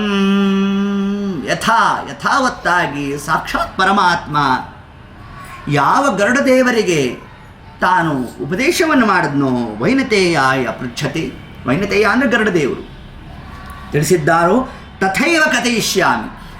ಹೇಗೆ ಪರಮಾತ್ಮ ನಿರೂಪಣೆ ಮಾಡಿದ್ನೋ ಯಥಾವತ್ತಾಗಿ ನಾನು ನಿಮಗೆ ಅದನ್ನು ತಿಳಿಸ್ತೇನೆ ಅಂತ ತಾವು ಹೇಳ್ತಾ ಇದ್ದಾರಂತೆ. ಕಥಯಿಷ್ಯಾಮಿ ಸಂದೇಹ ಛೇದನಾದಯ. ಯಾರು ಗರುಡು ಪುರಾಣವನ್ನು ಶ್ರವಣ ಮಾಡ್ತಾರೋ ಅವರಿಗೆ ಎಷ್ಟು ಕ್ರಮದಲ್ಲಿ ಪರಮಾತ್ಮ ತಾನು ಉಪದೇಶ ಮಾಡಿದ್ದಾನೆ ಅಂತಂದರೆ ನಮ್ಮಲ್ಲಿ ಇರ್ತಕ್ಕಂತಹ ಎಲ್ಲ ಸಂಶಯಗಳು ಕೂಡ ನಿರಸನ ಆಗುತ್ತಂತೆ. ನಮಗೆ ಅರ್ಥ ಆಗಿಲ್ಲ, ಸಂಶಯ ಇನ್ನು ಉಳಿದಿದೆ ಅಂತಂದರೆ ಹೇಳಿದವರಲ್ಲಿ ದೋಷ ಇರಬೇಕು, ಕೇಳೋರು ನಮ್ಮಲ್ಲಿ ದೋಷ ಇರಬೇಕೇ ಹೊರತಾಗಿ ಗರುಡ ಪುರಾಣದಲ್ಲಿ ದೋಷ ಇಲ್ಲ. ಅಷ್ಟು ಅಂಶವನ್ನು ಪರಮಾತ್ಮ ತಾನಲ್ಲಿ ತಿಳಿಸಿದ್ದಾನಂತೆ. ಯಾವ ಕಾಲಕ್ಕೆ ಯಾರ ಪ್ರಾಣ ಹೋಗುತ್ತೆ ಪೋಸ್ಟ್ ಮಾರ್ಟಮ್ ಮಾಡೋದು ಬೇಡ ಅಂದ ನಮ್ಮ ದೇವರು. ಗರುಡ ಪುರಾಣ ಓದ್ರಿ ನಾ ಹೇಳ್ತೀನಿ ಅಂತ. ಯಾರ ಪ್ರಾಣ ಎಲ್ಲಿಂದ ಹೋಗಿದೆ ಗರುಡ ಪುರಾಣ ಹೇಳುತ್ತೆ. ನಾವು ನಿರ್ಣಯ ಮಾಡ್ಬೋದಂತೆ, ಆದರೆ ಮಾಡುವ ಹಂತಕ್ಕಿರೋಲ್ವಂತೆ ಆ ಕಾಲಕ್ಕೆ. ಯಾಕೆ ದುಃಖ ತಪ್ತರಾಗ್ಬಿಟ್ಟಿರ್ತೇವೆ, ಆಪ್ತರನ್ನು ಕಳ್ಕೊಂಡ್ಬಿಟ್ಟಿರ್ತೇವೆ. ಆ ದುಃಖದಲ್ಲಿ ಅವರ ವಿಯೋಗವೇ ನಮಗೆ ಅಧಿಕ ಆಗಿರುತ್ತೆ, ಅವರ ಪ್ರಾಣ ಎಲ್ಲಿಂದ ಹೋಗಿರುತ್ತೆ ಅನ್ನೋ ಜ್ಞಾನ ಇರೋಲ್ವಂತೆ ನಮಗೆ. ಆದರೆ ಇಷ್ಟು ಅಂಶವನ್ನು ನಮಗೆ ಶಾಸ್ತ್ರಕಾರ ತಾವು ತಿಳಿಸಿದ್ದಾರೆ. ಹೇಗೆ ಹೇಳ್ತಾ ಆಗ ಸುತಾಚಾರ್ಯರು ತಾವು ಪ್ರಾರಂಭ ಮಾಡಿದ್ರು. ಗರುಡದೇವರು ಪರಮಾತ್ಮನಲ್ಲಿ ವಿಜ್ಞಾಪನೆಯನ್ನು ಮಾಡ್ತಾ ಆಶ್ಚರ್ಯಪಟ್ಟರಂತೆ. ತತ್ಕಾಲಕ್ಕೆ ತಾವು ತಿಳಿಸಿದ್ರು. ಸುಗಮಂ ಭಗವನ್ನಾಮ್ನಾ ಜಿಹ್ವಾಚ ವಶವರ್ತಿನಿ ತಥಾಪಿ ನರಕಂ ಯಾಂತಿ ದಿಗ್ಧಿಗಾಸ್ತು ನರಾಧಮ. ಆ ಕಾಲಕ್ಕೆ ಗರುಡದೇವರಂದ್ರಂತೆ, ಸ್ವಾಮಿ ನನಗೆ ಆಶ್ಚರ್ಯ ಆಗುತ್ತು. ಸುಗಮಂ ಭಗವನ್ ನಾಮನ, ನಿನ್ನ ನಾಮಸ್ಮರಣೆ ಎಷ್ಟು ಸುಲಭನೋ. ಜಿಹ್ವಾಚ ವಶವರ್ತಿನಿ. ಜಿಹ್ವಾ, ಸ್ವಾಮಿ ಮನುಷ್ಯ ಜನ್ಮ ಕೊಟ್ಟಿದ್ಯಾ, ಅವರಿಗೆ ನಾಲಿಗೆ ಕೊಟ್ಟಿದ್ಯಾ, ಇಷ್ಟೆಲ್ಲ ಆದರೂ ಕೂಡ ನಿನ್ನ ನಾಮಸ್ಮರಣೆ ಮಾಡ್ತಾ ಇಲ್ವಲ್ಲೋ. ತಥಾಪಿ ನರಕಂ ಯಾಂತಿ, ಆದರೂ ನರಕಾದಿಗಳನ್ನು ಹೊಂದುತ್ತಾರಲ್ಲೋ. ಮನುಷ್ಯ ಜನ್ಮ ಬಂದಿದೆ, ನಾಲಿಗೆ ಕೊಟ್ಟಿದ್ದು, ಇದನ್ನೇ ದಾಸರಾಯರಂದದ್ದು. ನರ ಜನ್ಮ ಬಂದಾಗ ನಾಲಿಗೆ ಇರುವಾಗ ನಾರಾಯಣ ಎನಬಾರದೆ. ನೋಡ್ರಿ, ಇದನ್ನೇ ದಾಸರಾಯರು ಯಥಾವತ್ತಾಗಿ ಕನ್ನಡ ಶಬ್ದಗಳಿಗೆ ತರ್ಜೀಮೆ ಮಾಡಿಕೊಟ್ಬಿಟ್ರು ನಮಗೆ. ಸುಗಮಂ, ಅತ್ಯಂತ ಸುಲಭ ಸ್ವಾಮಿ ನಿನ್ನ ನಾಮಸ್ಮರಣೆ. ಕೂತಾಗ ನಿಂತಾಗ ಹರಿನಾಮಸ್ಮರಣೆ ಮಾಡಿದ್ರೂ ಕೂಡ ಅದಕ್ಕೂ ಫಲ ಇದೆಯಲ್ಲೂ. ಅಷ್ಟಾದರೂ ಕೂಡ ತಥಾಪಿ ನರಕಂ ಯಾಂತಿ, ಆದರೂ ನರಕಾದಿಗಳನ್ನು ಹೊಂದುತ್ತಾ ಇದ್ದಾರಲ್ಲ ಜೀವರಾಶಿಗಳು. ದಿಗ್ಧಿಗಾಸ್ತು ನರಾಧಮ, ಅಂಥವರಿಗೆ ಧಿಕ್ಕಾರ ಅಂದರು ಯಾರು ಗರುಡದೇವರು. ಇಷ್ಟು ವ್ಯವಸ್ಥೆ ಯಾರು ಕೊಡ್ತಾರೋ ಸ್ವಾಮಿ? ಎಷ್ಟು ವ್ಯವಸ್ಥೆ ಮಾಡಿಕೊಟ್ಟಿದ್ಯಪ್ಪ. ಮನುಷ್ಯ ಜನ್ಮ ಕೊಟ್ಟಿದ್ಯಾ, ನಿನ್ನ ನಾಮಸ್ಮರಣೆ ಮಾಡಬೇಕು ಅನ್ನೋ ಬುದ್ಧಿ ಕೊಟ್ಟಿದ್ಯಾ. ಇಷ್ಟಾದರೂ ಕೂಡ ಯಾವುದೋ ಲೌಕಿಕದಲ್ಲೇ ಜೀವರು ತಮ್ಮ ಆಯುಷ್ಯವನ್ನು ಪರ್ವತ ಮಾಡ್ತಾ ಇದ್ದಾರೆ ಅಂದರೆ ಅಂತಹ ಜೀವಗಣಕ್ಕೆ ಧಿಕ್ಕಾರ ಅಂತ ಆ ಗರುಡದೇವರು ತಾವು ತಿಳಿಸ್ತಾ ಇದ್ದಾರಂತೆ. ಇದನ್ನೇ ಆಚಾರ್ಯ ಮಧ್ವರು ದ್ವಾದಶ ಸ್ತೋತ್ರದಲ್ಲಿ ತಿಳಿಸುತ್ತೆ. ಪರಮಾತ್ಮನ ನಾಮಸ್ಮರಣೆ ಮಾಡೋದಲ್ವೋ, ಮಾಡ್ತೇನೆ ಅಂತ ಹೇಳ್ರಪ್ಪ, ಅದಕ್ಕೂ ಫಲ ಇದೆ. ಯತತೋಪಿ ಹರೇ ಪದ ಸಂಸ್ಮರಣೆ ಸಕಲಂ ಹೆಗ ಮಾಶುಲಯಂ ರಜತಿ ಸ್ಮರತಸ್ತು ವಿಮುಕ್ತಿ ಪರಂ ಪದಮಂ ಸ್ಫುಟಮಿಷ್ಯತಿ ತತ್ಕಿಮಪಾನ ಕ್ರಿಯತೆ. ಯತತೋಪಿ, ಯಾವ ಪರಮಾತ್ಮನ ನಾಮಸ್ಮರಣೆ ಮಾಡ್ತೇನೆ ಅಂತಂದರು. ಪ್ರಾರಂಭ ಮಾತ್ರ ಮಿಚ್ಛಾವ ವಿಷ್ಣು ಧರ್ಮೇ ನಾ ನಿಷ್ಫಲ. ಸುಮ್ಮನೆ ಮಾಡ್ತೀನಿ ಅಂತ ಹೇಳಿದ್ರೂ ಫಲ ಬಂದ್ಬಿಡುತ್ತಂತೆ. ಮಾಡೋದು ಆಮೇಲೆ ನಾನು ನಾಳೆಯಿಂದ ದೇವ್ರ ಪೂಜೆ ಮಾಡ್ತೀನಿ ಹೇಳ್ತಾರೆ. ಮಾಡಿದ್ರು ಪರವಾಗಿಲ್ಲ ಅಂದರು. ಅಂದರೆ ಏನರ್ಥ? ದೇವ್ರ ಪೂಜೆ ಮಾಡ್ತೀನಿ ಅಂದಿಯಲ್ಲ, ಅದಕ್ಕೆ ಫಲ ಬರೆದು ಬಿಡ್ತಾರಂತ. ಸುಲಭನೋ ಹರಿ ತನ್ನವರನು ಅರೆಗಳಿಗೆ ಬಿಟ್ಟಗಲನೋ ರಮಾಧವನ ಒಲಿಸನರಿಯದೆ ಪಾಮರರು ಬಳಲುವರು ಭವದೊಳಗೆ. ಅಂದರೆ ಏನರ್ಥ? ಇದರಿಂದ ಎಷ್ಟು ಸುಲಭ ಪರಮಾತ್ಮ ಅಂತಂದರೆ, ಸ್ವಾಮಿ ನಿನ್ನ ಪೂಜೆ ಮಾಡ್ತೇನೆ ಅಂತ ನಾವು ಪ್ರತಿನಿತ್ಯ ಹೇಳ್ತಾ ಇದ್ದರೂ ಕೂಡ ಅದಕ್ಕೂ ಕೂಡ ಫಲ ಇದೆ ಅಂತ ತಿಳಿಸ್ತಾರೆ ನಮಗೆ. ಆ ಕ್ರಮದಲ್ಲಿ ಆ ಪರಮಾತ್ಮನ ಶ್ರವಣಂ ಕೀರ್ತನಂ ವಿಷ್ಣೋ, ಪರಮಾತ್ಮನ ನಾಮಸ್ಮರಣೆ ಶ್ರವಣ ಮಾಡಿಬಿಟ್ರೆ ಸಾಕಂತೆ ನೋಡ್ರಿ. ಇದಕ್ಕೆ ಹರಿನಾಮಸ್ಮರಣೆಯ ಮಹಿಮೆಯನ್ನೇ ನಮಗೆ ಉಲ್ಲೇಖವನ್ನು ಮಾಡ್ತಾ ನಾರದರ ಒಂದು ದೃಷ್ಟಾಂತವನ್ನು ಕೊಡ್ತಾರೆ ನಮಗೆ. ನಾರದರು ತಾವು ಯಮಲೋಕವನ್ನು ಹೊಂದುತ್ತಾರಂತೆ. ಒಂದಾವರ್ತಿ ಹೋಗಿ ಯಮಧರ್ಮರಾಜನಿಗೆ ಹೇಳಿದ್ರಂತೆ, ನಿನ್ನ ನರಕಾದಿಗಳಲ್ಲಿ ಏನಿದೆಯಲ್ಲ ಒಂದಾವರ್ತಿ ನೋಡಬೇಕಲ್ಲ ಅಂದ್ರಂತೆ. ಯಾರು? ನಾರದರು. ಆಗ ಯಮಧರ್ಮರಾಜ ಅನ್ನಂತೆ, ಸ್ವಾಮಿ ನಿಮ್ಮಂಥವ್ರು ನೋಡ್ಲಿಕ್ಕಲ್ಲ, ಅದು ನೋಡೋ ಕಾಲಕ್ಕೆ ದುಃಖ ತಪ್ತರಾಗ್ತೀರಿ, ಬೇಡ ಸ್ವಾಮಿ ನಿಮ್ಮಂಥವ್ರಿಗಲ್ಲ ಅಂತ. ಸರಿ ಅಂತ ನಾರದರು ಬಂದೇ ಬಿಟ್ಟರು. ಬರೋ ಕಾಲಕ್ಕೆ ಯಮಧರ್ಮರಾಜನ ಸ್ವಲ್ಪ ತಲೆ ಬಿಸಿ ಆಗೋಯ್ತು. ಹೇಳಿ ಕೇಳಿ ತ್ರಿಲೋಕ ಸಂಚಾರಿಗಳು ಇನ್ನೆಲ್ಲ ಕಡೆ ಈ ವಿಷಯ ಹರಡ್ಕೊಂಬರೋದು, ಇನ್ನು ದೇವರಿಂದ ಒಂದು ರೆಕಮೆಂಡೇಶನ್ ಲೆಟರ್ ಬೇರೆ ತರೋದು, ಇದೆಲ್ಲ ಯಾಕೆ ಬೇಕು ತಲೆನೋವು, ಸ್ವಾಮಿ ಬನ್ನಿ ಅಂತಂದು.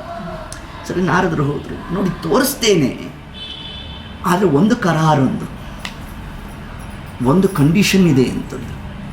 ಏನು ಅಂದರು ನಾರದರು, ನರಕಾದಿಗಳಿಗೆ ಹೋದಾಗ ಹರಿನಾಮ ಸ್ಮರಣೆ ಮಾಡಬಾರ್ದು ಅಂದರು. ನೀವು ಸದಾಕಾಲ ನಾರಾಯಣ ಕೃಷ್ಣ ಅಂತ ಕೂಗ್ತಾ ಇರ್ತೀರ, ಅದೊಂದು ಬೇರೆ ನಿಮಗೊಂದು ಇದು ಚಾಳಿ ಹತ್ಬಿಟ್ಟಿದೆ. ಇನ್ನು ಅಲ್ಲಿ ಹೋಗೋದು ನಾರಾಯಣ ಕೃಷ್ಣ ಅನ್ನೋದು ಹಂಗಲ ಮಾಡಲಿಕ್ಕಿಲ್ಲ ಅಂತ. ಯಾಕಿಲ್ಲ ಅಂತಂದರು, ನರಕಾದಿಗಳಲ್ಲಿ ಹರಿನಾಮ ಸ್ಮರಣೆ ಮಾಡಲಿಕ್ಕೆ ಅವಕಾಶ ಇಲ್ಲ ಅಂತಂದು. ಅದಕ್ಕೆ ಸಾಧನ ಶರೀರವಿದು ನೀ ದಯದಿ ಕೊಟ್ಟಿದ್ದು ಸಾಧಾರಣವಲ್ಲವೋ ಸಾಧು ಪ್ರಿಯನಿ. ಈ ಶರೀರ ಪಾಂಚಭೌತಿಕ ಶರೀರ ಇರೋ ತನಕ ಮಾತ್ರ ಹರಿನಾಮ ಸ್ಮರಣೆ ಮಾಡಲಿಕ್ಕೆ ಅವಕಾಶ ಅಂತ ನೋಡಿ. ಒಂದಾವತಿ ದೇಹವನ್ನು ಬಿಟ್ವಿ ಅಂತಂದರೆ ಇನ್ನು ಮರುಕ್ಷಣಕ್ಕೆ ಹರಿನಾಮ ಸ್ಮರಣೆ ಮಾಡಲಿಕ್ಕೆ ಅವಕಾಶ ಇರೋಲ್ಲ ಅನ್ನೋರು ಅದನ್ನು ತಿಳಿಸ್ಕೊಟ್ಬಿಟ್ಟು ನಾನು. ಆದ್ದರಿಂದ ನಮ್ಮ ಇಡೀ ಜೀವನ ಯಾವುದಕ್ಕೆ ಸಾದೃಶ್ಯ ಅಂತೆ, ಒಬ್ಬ ವಿದ್ಯಾರ್ಥಿಯ ಜೀವನದಂತೆ ನಮ್ಮ ಜೀವನ ಅಂತೆ ನೋಡಿ. ಇಡೀ ವರ್ಷ ಒಬ್ಬ ವಿದ್ಯಾರ್ಥಿ ಎಷ್ಟಾದರೂ ಓದಲಿ, ಯಾರು ಕರೆದ್ಬಿಟ್ಟು ಯಾಕೆ ಇಷ್ಟು ಓದ್ತೀಯೋ ಯಾರು ಅಂತಾರ ಅನ್ನೋಲ್ಲ, ಹೌದಾ? ಅವನು ಫೈನಲ್ ಎಕ್ಸಾಮ್ಗೆ ಹೋಗಿ ಕೂತ್ಕೊಂಡು ಕ್ವಶನ್ ಪೇಪರ್ ಕೊಟ್ಟ ಮೇಲೆ ಸರ್ 2 ನಿಮಿಷ ಓದ್ಕೊಂಬರ್ತೀನಿ ಅಂದರೆ ಎಕ್ಸಾಮಿನರ್ ಬಿಡ್ತಾನ? ಎಕ್ಸಾಮಿನರೇ ಬಿಡೋಲ್ಲ ಅಂದರೆ ಇನ್ನು ಯಮಧರ್ಮರಾಜ ಬಿಡ್ತಾನ ಅಂತ ಕೇಳ್ತಾನೆ, ಹೌದು? ಅದರಂತೆ ಇಡೀ ನಮ್ಮ ಜೀವನವೇ ಯಾವುದಕ್ಕೆ ಪ್ರಿಪರೇಷನ್ನು? ಫೈನಲ್ ಎಕ್ಸಾಮ್ಗೆ ಪ್ರಿಪರೇಷನ್ ಅಂತೆ. ಯಾವುದು ಫೈನಲ್ ಎಕ್ಸಾಮ್? ನಮಗೆ ನಮ್ಮ ಮರಣ ಕಾಲವೇ ಫೈನಲ್ ಎಕ್ಸಾಮ್ ಅಂತ ನೋಡಿ. ಸಂತತಂ ಚಿಂತೆಯೇನಂತಂ ಅಂತಕಾಲೇ ವಿಶೇಷತಃ. ಇದನ್ನೇ ಮಧ್ವರಾಯರು ನಮಗೆ ಉಲ್ಲೇಖ ಮಾಡಿಕೊಟ್ಟಿತ್ತು. ಸಂತತಂ ಸದಾಕಾಲ ಹರಿನಾಮ ಸ್ಮರಣೆ ಮಾಡ್ತಾ ಇರ್ರಿ. ಮಾಡೋ ಕಾಲಕ್ಕೆ ಅದರ ಫಲ ಏನು ಅಂತಂದರೆ ಅಂತಕಾಲೇ ವಿಶೇಷತಃ. ಅಂತ್ಯಕಾಲದಲ್ಲಿ ಹರಿನಾಮ ಸ್ಮರಣೆ ನಮಗೆ ಬರಬೇಕು ಅಂತಂದರೆ ಆ ಕಾಲಕ್ಕೆ ಮಾಡ್ತೇನೆ ಅಂತಂದರೆ ಒಂದು ವರ್ಷದ ವಿದ್ಯೆಯನ್ನೇ ಒಬ್ಬ ವಿದ್ಯಾರ್ಥಿ ಓದಿದ್ಮ ಯುದ್ಧ ಕಾಲೇ ಶಸ್ತ್ರಾಭ್ಯಾಸ ಅಂದಂಗೆ ಆಗೋಗುತ್ತಂತೆ. ಇನ್ನು ಹರಿನಾಮ ಸ್ಮರಣೆ ಹಂಗೆ ಬರ್ತಕ್ಕಂಥದ್ದಲ್ಲಪ್ಪ. ಅದು ಸದಾಕಾಲ ನಾವು ಪರಮಾತ್ಮ ನಾಮಸ್ಮರಣೆ ಮಾಡ್ತಾ ಇದ್ದರೆ ಮಾತ್ರ ಅದು ಹೇಗೆ ಪ್ರಾಪ್ತಿಯೋ. ಒಂದಾವರ್ತಿ ದೇಹವನ್ನು ಬಿಟ್ಟ ಮೇಲೆ ಹರಿನಾಮ ಸ್ಮರಣೆ ಮಾಡಲಿಕ್ಕೆ ಅವಕಾಶ ಇಲ್ಲ. ಅದನ್ನೇ ಯಮಧರ್ಮರಾಜ ನಾರದರಿಗೆ ತಿಳಿಸಿದ್ರು. ಅದಕ್ಕೆ ಸರಿಯಪ್ಪ ನಾ ಏನು ಮಾಡೋಲ್ಲ ಅಂದರು. ಎಷ್ಟು ವಿಧವಾದ ನರಕಗಳಿದೆ ಅಂತ ಕೇಳಿದ್ರು ನಾರದರು. 84 ಲಕ್ಷ ವಿಧವಾದ ನರಕಗಳಿದೆಯೋ ಅಂದರು. ತೋರಿಸ್ತೇನೆ ಬನ್ನಿರಿ ಅಂತಂದರು. ಸ್ವಾಮಿ ಅಷ್ಟೆಲ್ಲ ನೋಡ್ಲಿಕ್ಕೆ ಸಮಯ ಇಲ್ಲ ಅಂದರು. ಅತ್ಯಂತ ಶ್ರೀಮಂತ ನರಕಗಳು ಯಾವುದಿದೆಯೋ ಅದಷ್ಟು ಮಾತ್ರ ತೋರಿಸ್ಬಿಡ್ರಿ ಅಂದರು. ಏನು ಶ್ರೀಮಂತ? ದುಃಖದಲ್ಲಿ ಶ್ರೀಮಂತಿಕೆ, ಭಾರಿ ದುಃಖ ಅಂತೆ. ಹಂಗಾರೆ 27 ನರಕಗಳಿದೆ ಎಂದು ಪಟ್ಟಿ ಮಾಡಿದ್ರು. ಸಮಯ ಇಲ್ಲ ಅಂದರು ನಾರದರು. ಅದರಲ್ಲೂ ಉತ್ಕೃಷ್ಟವಾದ ದುಃಖಪ್ರದವಾದ ನರಕಗಳು ಯಾವ್ದಾರು ಇದ್ರೆ ಅದನ್ನು ಹೇಳ್ರಿ ಅಂದರು. 6 ನರಕಗಳಂತೆ ನೋಡಿ. ಅದೇ ತಮಸ್ಸು, ತಮಸ್ಸು ಮತ್ತು ಯಾವುದು ಕ್ರಿಮಿ ಭೋಜನ, ಹಸಿಪತ್ರವನ, ಕುಂಭೀಪಾಕ, ವೈಥರಣಿ, ಇದೇ ಮೊದಲಾದಂತಹ ನರಕಾದಿಗಳನ್ನೆಲ್ಲ ತೋರಿಸ್ಲಿಕ್ಕೆ ಪ್ರಾರಂಭ ಮಾಡಿದ್ರಂತೆ. ಮೊದಲಿಗೆ ಹಸಿಪತ್ರವನ, ಅದಕ್ಕೆ ದೊಡ್ಡದಾದಂಥ ಒಂದು ವೃಕ್ಷ, ಅದರಲ್ಲಿರ್ತಕ್ಕಂಥ ಒಂದೊಂದು ಪರ್ಣಗಳು ಸೂಜಿಯ ಮೋನಿಯಂತೆ ಅತ್ಯಂತ ಹರಿತವಾಗಿರಬೇಕು. ಪರ್ಣಗಳು ಅಂದರೆ ಎಲೆ. ಆ ಎಲೆಗಳ ತುದಿ ಹೇಗಿತ್ತಂತೆ, ಸೂಜಿಯ ತುದಿ ಭಾಗ ಹೇಗೆ ಹರಿತವಾಗಿರುತ್ತೋ ಅಷ್ಟು ಹರಿತವಾಗಿರ್ತಕ್ಕಂಥದ್ದು. ಅಲ್ಲಿ ಜೀವರಾಶಿಗಳನ್ನೆಲ್ಲ ಹಾಕಿ ತೂಗ್ಬಿಟ್ಬಿಟ್ಟಿದ್ದಾರಂತೆ. ಅದು ಹೋಗಿ ಆ ಜೀವರಿಗೆ ನಾಟಬೇಕು, ನಾನಾ ವಿಧವಾದಂಥ ದುಃಖಾದಿಗಳು ಅವರಿಗೆ ಪ್ರಾಪ್ತಿ ಆಗಬೇಕು. ಇದನ್ನು ನೋಡ್ತಾ ನಾರದ್ರು ಕಣ್ಣು ಮುಚ್ಚಿದ್ರಂತೆ. ಅಬ್ಬಾ ಅಂದ್ರಂತೆ ಇದನ್ನು. ಸ್ವಾಮಿ ಇದಕ್ಕೆ ಹಿಂಗಂದ್ರೆ ಹಿಂಗೆ ಬನ್ರಿ ಮುಂದೆ ತೋರಿಸ್ತೀವಿ ಅಂತಂದು ಕುಂಭಿ ಪಾಕಕ್ಕೆ ಹೋದ್ರಂತೆ.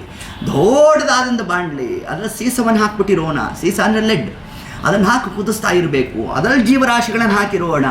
ಇಷ್ಟೆಲ್ಲ ಆಯಿತು. ಅಲ್ಲಿಂದ ಮುಂದಕ್ಕೆ ಬಂದ್ರಂತೆ. ಬಂದರೆ ದೊಡ್ಡದಾದಂಥ ಒಂದು ಮಡು, ಅಂದರೆ ಸಮುದ್ರ ಉಪಾಧಿಯಲ್ಲಿರ್ತಕ್ಕಂಥದ್ದು ಅಸ್ಥಿ ವೃಂದ, ಯಾವುದು ಮೂಳೆಗಳೇ ಮೊದಲಾದಂತಹ ಶುಕ್ರ ಶೋಣಿತವಾಗಿರ್ತಕ್ಕಂಥ ಎಲ್ಲದರ ಮೇಲನಾಗಿದೆಯಂತೆ. ಅದರಲ್ಲಿ ಜೀವರಾಶಿಗಳನ್ನು ಹಾಕಿ ಮೆದಿತಾ ಇದ್ದಾರಂತೆ. ಆ ಜೀವರಾಶಿಗಳು ಹೋ ಅಂತ ಆರ್ತನಾದ ಮಾಡ್ತಾ ಇರಬೇಕು.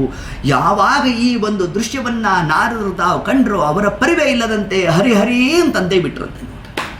ಯಾವುದದು ನರಕ ಅಂತಂದರೆ ವೈತರಣಿ ನದಿ ಅಂತ ತಿಳಿಸ್ತಾರೆ. ಗರುಡ ಪುರಾಣ ಉಲ್ಲೇಖ ಮಾಡುತ್ತೆ. 84 ಲಕ್ಷ ವಿಧವಾದ ನರಕಗಳನ್ನು ಒಂದು ಕಡೆಗೆ ಹಾಕ್ಬಿಟ್ರಿ, ವೈತರಣಿಯನ್ನು ಒಂದು ಕಡೆ ಕೂಡಿಸ್ರಿ, ಸಮತೂಗತ್ತಂತೆ ನೋಡ್ರಿ. ಅಷ್ಟೂ ದುಃಖಪ್ರದ ಯಾವುದು? ವೈತರಣಿ ನದಿ.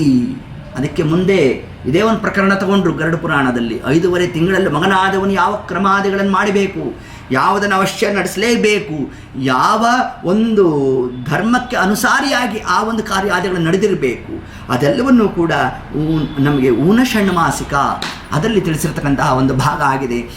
ಇಷ್ಟೆಲ್ಲ ಆದಾಗ ಯಾವಾಗ ಹರಿನಾಮಸ್ಮರಣೆಯನ್ನು ಮಾಡಿದಾಗ ನರಕಸ್ಥ ಜೀವರಾಶಿಗಳೆಲ್ಲ ಅಲ್ಲಿಂದ ಆರ್ತನಾದ ಉಪಶಮನ ಆಗೋಯ್ತಂತೆ.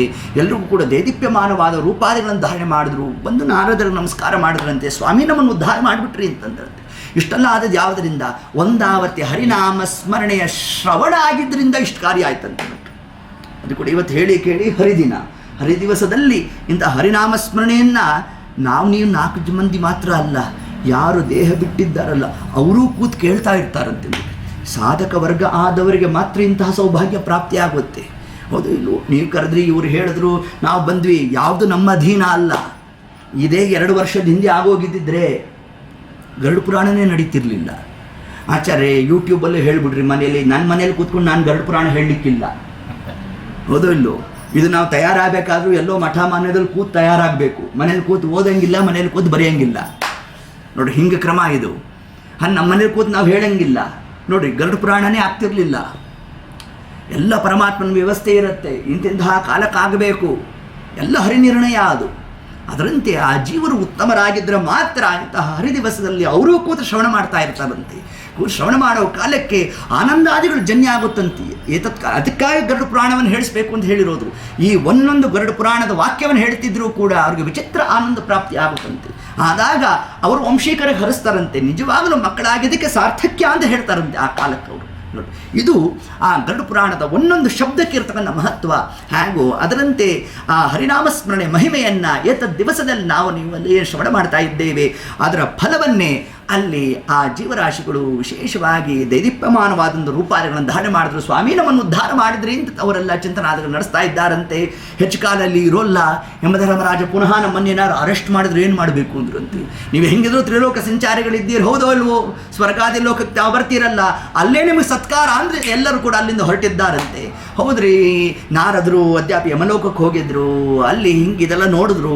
ಅದರಿಂದ ನರಕಸ್ಥ ಜೀವರಾಶಿಗಳನ್ನೆಲ್ಲ ಉದ್ಧತರನ್ನಾಗಿ ಮಾಡಿದ್ರು. ಇದೆಲ್ಲ ಯಾರು ಹೇಳಿದ್ರು ನಿಮಗೆ? ಅದು ಹಿಂಗೆ ಒಂದು ಪ್ರಶ್ನೆ ಬಂದ್ರಿ. ವಿಜಯದಾಸರು ಇದನ್ನು ದಾಖಲು ಮಾಡ್ತಾರೆ. ಘೋರ ನರಕದಲ್ಲಿ ಬಿದ್ದ ಪಾರ ಜನರು ಚೀರುತಿರಲುದ್ಧಾರ ಮಾಡಿದ ನಾರದಾರಿವರು ಅವತಾರ ಮಾಡಿ ಮತ್ತೆ ಧಾರುಣಿಯಳು ಬಂದಾರು. ನಾರಾಯಣನೇ ಸರ್ವೋತ್ತಮನು ಎಂದು ಸಾರಿದಾರು. ಹೀಗೆಂದು ತಿಳಿಯಲು ಮಾರ ಜನಕ ವಿಜಯ ವಿಠಲ. ಆರಿಗಾದರೂ ನರಕಸ್ಥ ಜೀವರಾಶಿಗಳಾದರೂ ಪೊರೆವ ಕಾಣೀರೋ. ಬ್ಯಾಸರಾದೇ ಭಜಿಸಿರೋ ಗುರು ಪುರಂದರ ದಾಸರಾಯರ.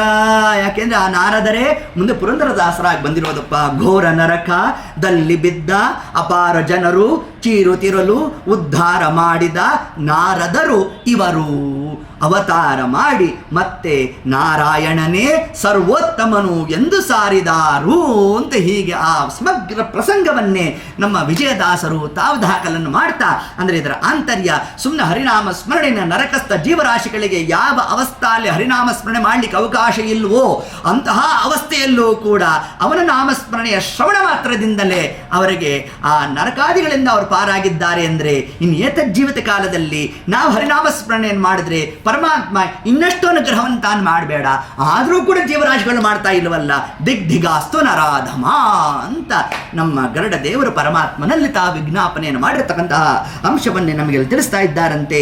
ಇಷ್ಟನ್ನು ಹೇಳಿದ್ರೆ ಆಗ ಪರಮಾತ್ಮ ತಾನು ಒಂದು ಮಾತನ್ನಂದ. ಪಕ್ಷೇ ವಕ್ಷೇಹಂ ಶೃಣು ಪಕ್ಷೇಂದ್ರ ಯಮ ಮಾರ್ಗಂ ಚ ಏನ ಚ ನರಕೆ ಪಾಪಿನೋ ಯಾಂತೆ ಶೃಣುತ್ವಾಮಪಿ ಭೀತಿದಂ. ಪರಮಾತ್ಮ ಗರುಡದೇವರನ್ನು ಕುರಿತಂತಂದ, ಹೇ ಪಕ್ಷೀಂದ್ರ, ನಿಂಗೊಂದು ಮಾತು ಹೇಳ್ತೀನಿ ಕೇಳಪ್ಪ. ಯಮಮಾರ್ಗಂ ಏನ ಚ, ಆ ಯಮಮಾರ್ಗದ ನಿರೂಪಣೆಯನ್ನು ಮಾಡುವ ಕಾಲಕ್ಕೆ ನರಕೆ ಪಾಪಿನೋ ಯಾಂತಿ, ನರಕಾದಿಗಳಲ್ಲಿರ್ತಕ್ಕಂಥ ದುಃಖಾದಿಗಳು ಯಮಮಾರ್ಗದಲ್ಲಿರ್ತಕ್ಕಂಥ ದುಃಖಾದಿಗಳನ್ನು ನೋಡೋದಲ್ವೋ, ಶೃಣುತ್ವಾಮಪಿ ಭೀತಿತಂ, ಕೇಳೋ ಕಾಲಕ್ಕೆ ಹೆದರಿಕೆ ಉಂಟಾಗಬೇಕಪ್ಪ. ಅಷ್ಟೂ ದುಃಖಪ್ರದ ಯಾವುದು? ಯಮಮಾರ್ಗ, ನರಕಾದಿಗಳು ಅನ್ನೋ ಅಂಶವನ್ನು ಪರಮಾತ್ಮ ತಾನು ಹೇಳ್ತಾ, ಯಾರಿಗೆ ನರಕಾದಿಗಳು ಅನ್ನೋದನ್ನು ಪರಮಾತ್ಮ ತಾನು ತಿಳಿಸ್ತಾನೆ. ಅನೇಕ ಚಿತ್ತ ವಿಭ್ರಾಂತ ಮೋಹಜಾಲ ಸಮಾವೃತಾ ಪ್ರಸಕ್ತಾ ಕಾಮಭೋಗೇಶು ತೇ ಪತಂತಿ ಅಶುಚೌ ನರಕೆ. ಅಶುಚಿ ಅನ್ನೋ ಒಂದು ನರಕದಲ್ಲಿ ಯಾರು ಮನಸ್ಸು ಸದಾಕಾಲ ಅನೇಕ ಚಿತ್ತ ವಿಭ್ರಾಂತ ಮೋಹಜಾಲ ಸಮಾವೃತ ಸದಾಕಾಲ ತಮ್ಮ ಮನಸ್ಸನ್ನು ಇಹಲೋಕದ ಪದಾರ್ಥಗಳಲ್ಲೇ ತಾವು ಮನಸ್ಸನ್ನು ಹಾಕ್ತಾ ಒಂದು ಪದಾರ್ಥ ಬಂದರೆ ಇನ್ನೊಂದು ಬೇಕು ಅಂತ, ಇಷ್ಟು ದೊರೆತರೆ ಮತ್ತಷ್ಟರ ಆಸೆ, ಅಷ್ಟು ದೊರೆತರೆ ಇನ್ನಷ್ಟರ ಆಸೆ, ಕಷ್ಟ ಬೇಡಂಬಾಸೆ, ಕಡು ಸುಖವ ಕಾಂಬಾಸೆ ಅಂತ ಏನು ದಾಸರಾಯ ತಿಳಿಸಿದ್ದಾರೆ. ಆ ಕ್ರಮದಲ್ಲಿ ಯಾರು ತಾವು ಮಾಡ್ತಾ ಪ್ರಸಕ್ತಾ ಕಾಮಭೋಗೇಶು ಕ್ಷುಲ್ಲಕವಾದ ಕಾಮನೆಗಳಲ್ಲೇ ಮನಸ್ಸನ್ನು ಹಾಕ್ತಾ ಸದಾ ಕಾಲ ಯಾರು ತಮ್ಮ ಮನಸ್ಸನ್ನು ರಥವನ್ನಾಗಿ ಮಾಡಿರ್ತಾರೆ ಅಂಥವರು ತೇಪತಂತಿ, ಅಂಥವರು ನರಕಾದಿಗಳನ್ನು ಹೊಂದುತ್ತಾರೋ ಹೊರತಾಗಿ ಏನರ ಜ್ಞಾನಶೀಲಾಶ್ಚ ಯಾರು ಜ್ಞಾನವನ್ನು ಸಂಪಾದನೆ ಮಾಡಬೇಕು ಅಂತ ತೃಷೆ ಇರುತ್ತೆ ನೋಡಿ. ಜ್ಞಾನ ಸಂಪಾದನೆ ಮಾಡುವ ಯೋಗ್ಯತೆ ಇಲ್ಲಿದೆ ನಮಗೆ. ಸಂಪಾದನೆ ಮಾಡಬೇಕು, ಮಾತು ಸಂಘಕ್ಕೆ ಹೋಗಬೇಕು, ಏನೋ ಒಂದೆರಡು ವಾಕ್ಯ ಕಿವಿಗೆ ಬೀಳಿರಿ, ಆ ವ್ಯಾಸಪೀಠದಲ್ಲಿ ಬಂದಿರ್ತಕ್ಕ ಮಂತ್ರಾಕ್ಷರಿ ತಗೊಂಡು ತಲೆ ಮೇಲೆ ಹಾಕೋಬೇಕು, ಇಷ್ಟು ಮಾಡಿದ್ರೂ ನಮ್ಮ ದೇವರು ಅನುಗ್ರಹ ಮಾಡ್ತಾನಂತೆ ನೋಡಿ. ಅದರಿಂದ ಏನರ ಜ್ಞಾನಶೀಲಾಶ್ಚ ತೇ ಯಾಂತಿ ಪರಮಾಂ ಗತಿಂ, ಅಂಥವರಿಗೆ ನಾನು ದುಃಖ ಕೊಡೋಲ್ಲ ಅಂದ ನಮ್ಮ ದೇವರು. ಅವರಿಗೆ ಉತ್ಕೃಷ್ಟವಾದ ಲೋಕ ಕೊಡ್ತೇನಪ್ಪ ಅಂತ ಹೇಳ್ತಾ, ಅರೆ ಪಾಪಶೀಲ ನರಾಯಾಂತಿ ದುಃಖೇನ ಯಮಯಾತನಂ, ಅರೆ ಪಾಪಿಷ್ಟ ಜೀವರಾಶಿಗಳು ಯಾರಿರ್ತಾರೆ ಅಂಥವರಿಗೆ ನಾನಾ ವಿಧವಾದ ದುಃಖಾದಿಗಳನ್ನು ನಾನು ಕೊಡ್ತೇನೆ ಅಂತ ಪರಮಾತ್ಮ ತಾನು ತಿಳಿಸ್ತಾನಂತೆ. ಅಷ್ಟು ಮಾತ್ರ ಅಲ್ಲ, ಅಲ್ರಿ ನರಕಕ್ಕೆ ಹೋದವ್ರು ಯಾರು, ಬಂದವ್ರು ಯಾರು, ಅದೆಲ್ಲ ಏನು ಇವೆಲ್ಲ ನೀವೇನೋ ಸುಮ್ಮನೆ ಕಟ್ಟು ಕಥೆಯಪ್ಪ ಇವೆಲ್ಲ. ಅಲ್ಲಿಂದ ಯಾರು ಬಂದಿದ್ದಾರಾ ನಿಮಗೆ, ಯಾರು ಹೇಳಿದ್ದಾರೆ ನಿಮಗೆ ಅಂತ ನೋಡು. ಅಲ್ಲಿ ಹೋಗಿದವರೆಲ್ಲ, ಅಲ್ಲಿ ಹೋಗಿ ಬಂದು ವಿಷಯವನ್ನು ಮುಟ್ಟಿಸಿದವರಲ್ಲ ಅಂತ ಯಾವುದೋ ಒಂದು ಕವಿತೆ ಬರೀತಾರೆ ನೋಡ್ರಿ. ಅದು ಕೇಳಿದಾಗ ಎಲ್ಲರೂ ಚಪ್ಪಾಳೆ ಹೊಡೆದ್ಬಿಡ್ತಾರೆ, ಹೌದಲ್ಲ ಅಂತ ಅನಿಸ್ತಾ ಇರುತ್ತೆ. ಹಂಗಲ್ಲ, ಅದಕ್ಕೆ ನಮ್ಮ ದೇವರಂದ ನೀವು ಹಿಂಗೆ ಕ್ಲಾಸ್ ಆಗ್ತೀರಾ ಅಂತ ನನಗೆ ಗೊತ್ತು ಅಂದ ಪರಮಾತ್ಮ. ನೀವು ನರಕಾದಿಗಳಿಲ್ಲ ಅಂತ ಹೇಳ್ತಾ ಇದ್ದಿರ್ತಾನೆ, ಹಾಗಾದರೆ ನಿಮ್ಮ ಪ್ರಾಣ ಹೋಗೋ ಕಾಲಕ್ಕೆ ಯಾವ ಕ್ರಮದಲ್ಲಿ ಪ್ರಾಣ ಹೋಗುತ್ತೆ ಅದನ್ನು ನಾನು ಹೇಳ್ತೇನೆ ಅಂದ ನಮ್ಮ ದೇವರು. ನಿನ್ನ ನರಕ ಅಲ್ಲೆಲ್ಲೋ ಇಲ್ಲ ಅಂತಂದೆ ಅಲ್ವಾ, ಇಲ್ಲೇ ನರಕ ಉಣಿಸ್ತೇನೆ ಎಂದ ಪರಮಾತ್ಮ. ಐಹಿಕಂ ದುಃಖಂ ಪ್ರಾಪ್ಯ, ಇಹದಲ್ಲೇ ದುಃಖ ಕೊಟ್ಬಿಡ್ತೇನೋ ನಾನು.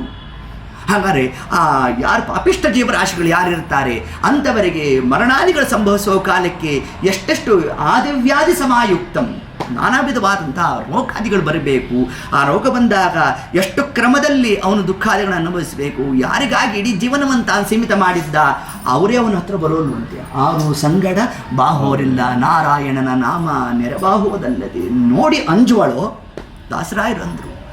ಯಾವ ಪತ್ನಿ ಆದವಳು ಆ ಗಂಡನಾದವನಿಗಿರ್ತಕ್ಕಂಥ ಆತ್ಮ ಎರಡು ವ್ಯವಸ್ಥೆ ಹಂಗೂ ಆಗ್ಬೋದು. ಅದನ್ನು ನೋಡ್ತಾ ಹೆದರ್ತಾರಂತೆ, ಅದನ್ನು ನೋಡಿ ಆ ಕಾಲಕ್ಕೆ ಇಷ್ಟು ಸ್ಥಿತಿ ಆಗ್ತದೋ. ಆದ್ದರಿಂದ ಯಾರು ನಿನ್ನ ಜೊತೆಗೆ ಬರ್ತಾರೋ ಅವ್ರನ್ನ ಬಿಟ್ಬಿಟ್ಟು ಎಲ್ಲಪ್ಪ ಅಂತಾರಂತೆ ಪರಮಾತ್ಮ. ಆರು ಸಂಗಡ ಬಾಹೋರಿಲ್ಲ, ನಾರಾಯಣನ ನಾಮ ನೆರಬಾಹೋದಲ್ಲದೆ ಅನ್ನೋ ಒಂದು ಅಂಶವನ್ನು ನಮಗೆ ತಿಳಿಸ್ತಾ, ಹಾಗೆ ನಾವು ಸಂಸಾರದಲ್ಲಿದ್ದಾಗ ಹೆಂಡತಿ ಮಕ್ಕಳು ನೋಡ್ಕೋಬೇಕೋ ಬೇಡವೋ? ಏನ್ರಿ ನಿಮ್ಮ ಪುರಾಣ ಇದೇ ನಾ ಹೇಳೋದು, ಹೆಂಡತಿ ಮಕ್ಕಳನ್ನ ಬಿಡಬೇಕು ಅಂತಲ್ಲ. ಹೆಂಡತಿ ಮಕ್ಕಳನ್ನ ಬಿಡಬೇಕು ಅನ್ನೋದೇ ನಿಮ್ಮ ಸಿದ್ಧಾಂತ ಆದರೆ ಗೃಹಸ್ಥಾಶ್ರಮ ಯಾಕಿಟ್ರಿ? ಹೌದೋ ಇಲ್ಲ ನೋಡಿ, ಇದೊಂದು ಪ್ರಶ್ನೆ ಬರುತ್ತೆ. ನೀವು ಹೆಂಡತಿ ಮಕ್ಕಳನ್ನ ನೀವು ಗೃಹಸ್ಥಾಶ್ರಮ ಪ್ರವೇಶ ಮಾಡಬೇಕು ಅಂತೀರಾ, ಹೆಂಡತಿ ಮಕ್ಕಳನ್ನ ಯಾರು ನೋಡ್ಕೋಬಾರ್ದು ಅಂತ ಹಿಂಗೆ ಹೇಳ್ತೀರಾ ಅಂತಂದರೆ ಅದಕ್ಕೆ ಮುಂದೆ ಗರುಡ ಪುರಾಣ ತಾನೇನು ಉತ್ತರ ಕೊಡುತ್ತೆ? ಒಂದೊಂದು ಪ್ರಶ್ನೆಗೂ ಶಾಸ್ತ್ರಕಾರ್ತ ಉತ್ತರವನ್ನು ಕೊಟ್ಟಿದ್ದಾರೆ.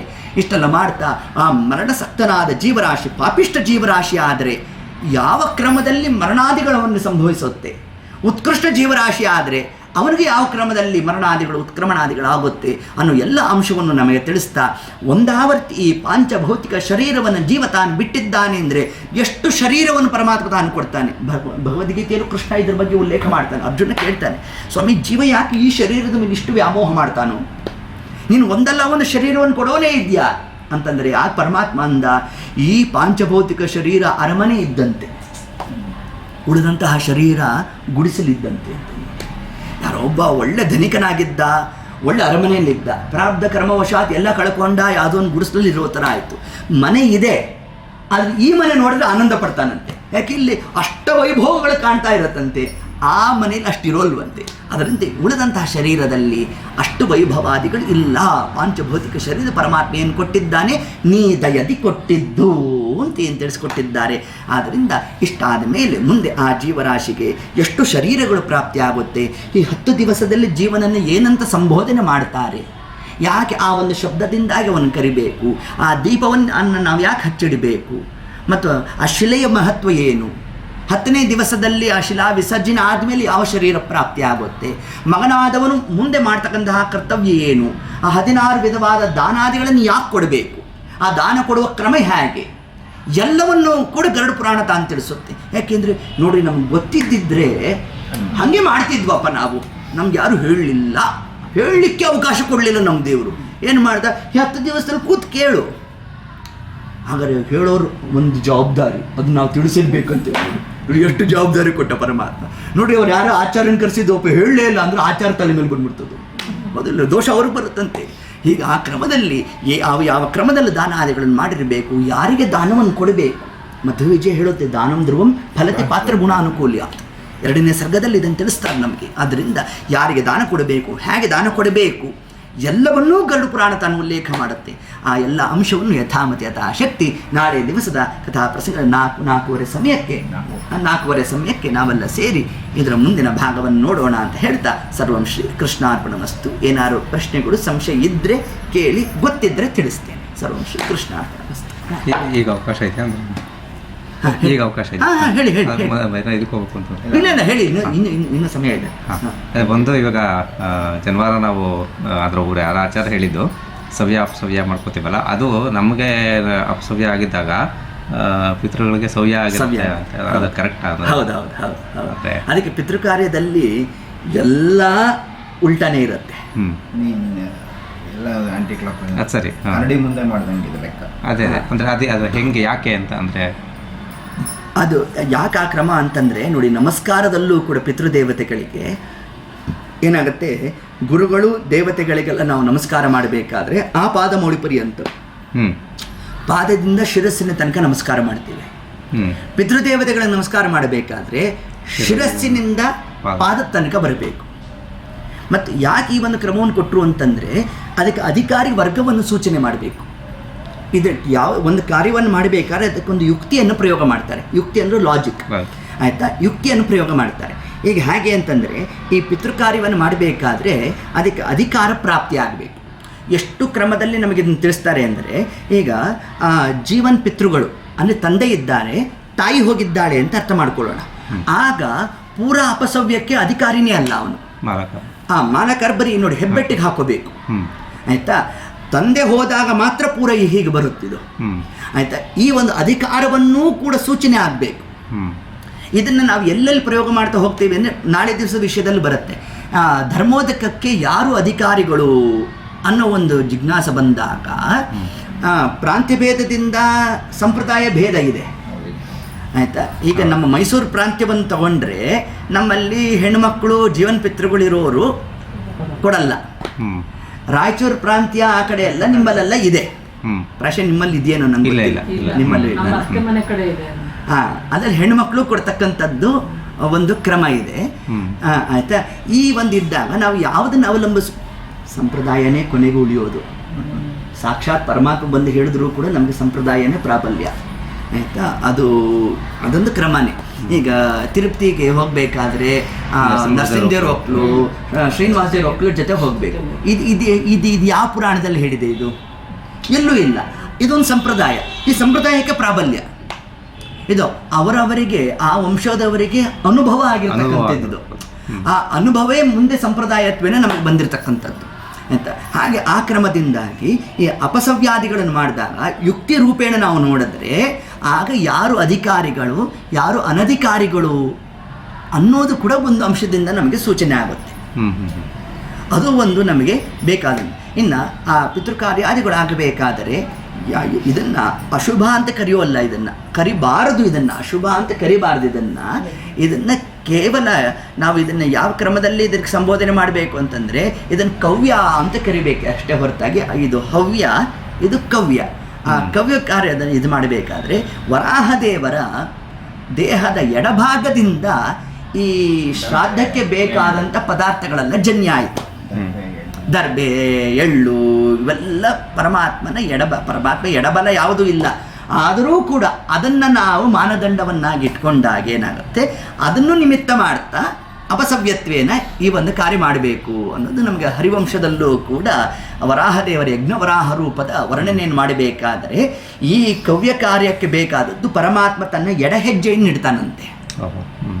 ಯಾರು ವರಾಹದೇವರು ಮನೆಗೆ ಎಡಹೆಜ್ಜೆ ನಿಟ್ಟ ಅಂದರೆ ಕವ್ಯ ಆಗುತ್ತಂತೆ, ಬಲ ಹೆಜ್ಜೆ ನಿಟ್ಟ ಅಂತಂದರೆ ಹವ್ಯ ಆಗುತ್ತಂತೆ. ಅದರಿಂದ ಪರಮಾತ್ಮ ಎಡಹೆಜ್ಜೆಯನ್ನಿಟ್ಟಿದ್ದಾನೆ. ಆದ್ದರಿಂದ ಬಿಂಬ ಹೇಗೋ ಪ್ರತಿಬಿಂಬರು ಕೂಡ ಆ ಎಡಕ್ಕೆ ಮಾಡತಕ್ಕಂಥದ್ದು ಅಂತ ಹರಿವಂಶದಲ್ಲಿ ಇದಕ್ಕೊಂದು ದಾಖಲನ್ನು ಕೊಟ್ಟಿದ್ದಾರೆ. ಅಷ್ಟೇ. ಆಮೇಲೆ ಇನ್ನೊಂದು ಇದು ಈ ಮೈಲಿಗೆ ಸಮಯದಲ್ಲಿ ನಾವು ಏನು ಇವಾಗ ಏನಾರ ಪಾಠ ಓದ್ಬೋದಾ ಅಥವಾ ಏನಾರ ಪುಸ್ತಕ ಇಲ್ಲ, ಕೇವಲ ರಾಮನಾಮವನ್ನು ಹೇಳ್ಕೋಬೋದು. ಮಾನಸಿಕವಾಗಿ ಗಾಯತ್ರಿ ಮಂತ್ರವನ್ನು ನಾವು ಹೇಳ್ಕೋಬೋದು, ಉಚ್ಚಾರ ಇಲ್ಲ. ಅದು ಹೆಚ್ಚು ಮಾಡಬಾರ್ದು, ಕೇವಲ 10 ಮಾತ್ರ ನಾವು ಮನಸ್ಸಿನಲ್ಲಿ ಹೇಳಿಕೊಂಡು ನಿಲ್ಲಿಸ್ಲಿಕ್ಕೆ ಅವಕಾಶ ಇದೆ.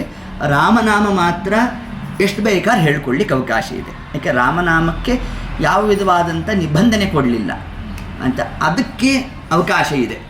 ಹೊರತಾಗಿ ಪಾರಾಯಣಾದಿಗಳಿಗೆ ಅವಕಾಶ ಇರೋಲ್ಲ. ಗ್ರಂಥ ಓದೋದು ಆ ಥರದ ಯಾವುದೂ ಇರಲ್ಲ. ಈ ಕಾಲಕ್ಕೆ ಯಾವುದೂ ಇಲ್ಲ. ಕೇವಲ ಶ್ರವಣಾದಿಗಳನ್ನು ಮಾಡ್ಬೋದು, ಆಯಿತಾ, ಶ್ರವಣ ಮಾಡ್ಕೋಬೋದು. ಅದರಲ್ಲೂ ಕೂಡ ಕೆಲವೊಂದು ಶಾಸ್ತ್ರಾದಿಗಳಿಗೆ ಶ್ರವಣಕ್ಕೂ ಈಗ ಅವಕಾಶ ಕೊಟ್ಟಿಲ್ಲ. ಬ್ರಹ್ಮಸೂತ್ರಾದಿಗಳಿಗೆ ಅನುಗುಣವಾಗಿ ನಾನು ಕೇಳ್ತೇನೆ, ಅದು ಯಾವುದಕ್ಕೆ ಅವಕಾಶ ಕೊಟ್ಟಿರಲ್ಲ. ಕೇವಲ ಒಂದಿಷ್ಟು ದೇವ್ರ ನಾಮಗಳನ್ನು ಕೇಳೋದು, ಇಂಥದ್ದು ಸತ್ಕಾಲಕ್ಷೇಪ ಆಗಬೇಕು ಅನ್ನೋದರಿಂದಾಗಿ ಒಂದು ಹರಿನಾಮ ಸಂಕೀರ್ತನೆ ಅದನ್ನು ಶ್ರವಣ ಮಾಡ್ಕೊಳ್ಳೋದು, ರಾಮನಾಮ ಜಪ ಮಾಡ್ಕೊಳ್ಳೋದು, ವಿಷ್ಣು ಸಹಸ್ರನಾಮ, ಅದ್ರ ಜೊತೆಗೆ ಇದು ಗರುಡ ಪುರಾಣ ಶ್ರವಣ, ಇದಿಷ್ಟು ಮಾತ್ರ ವಿಹಿತ ಆಗಿರೋ ಕ್ರಮ. ನಾವು ಅಲ್ಲಿ ಕೂತ್ಕೊಂಡು ಹಾಡು ಹೇಳ್ಬೋದು ದೇವ್ರ ನಾಮ. ದೇವ್ರ ನಾಮ ಹೇಳ್ಕೋಬೋದು, ಬರೀ ದೇವ್ರದ್ದು ಅಂತ ಅಷ್ಟೇ ಹೇಳಿದ್ದಾರೆ. ಅದಷ್ಟು ಮತ್ತು ಯತಿಗಳು ಕಕ್ಷದಲ್ಲಿ ಪರಮಾತ್ಮನಿಗೆ ಸಂಬಂಧಪಟ್ಟಿದ್ದು ಕೆಲವೊಂದು ಬೇಕಾದ್ರೆ ಹೇಳ್ಕೊಂಡು ನಾವು ಸಾಧನೆ ಮಾಡಲಿಕ್ಕೆ ಅವಕಾಶ ಇರುತ್ತೆ. ಅಷ್ಟು ಮಾಡ್ಬೋದು. ಅದು ಆಚಾರ್ಯ ಇಲ್ಲ,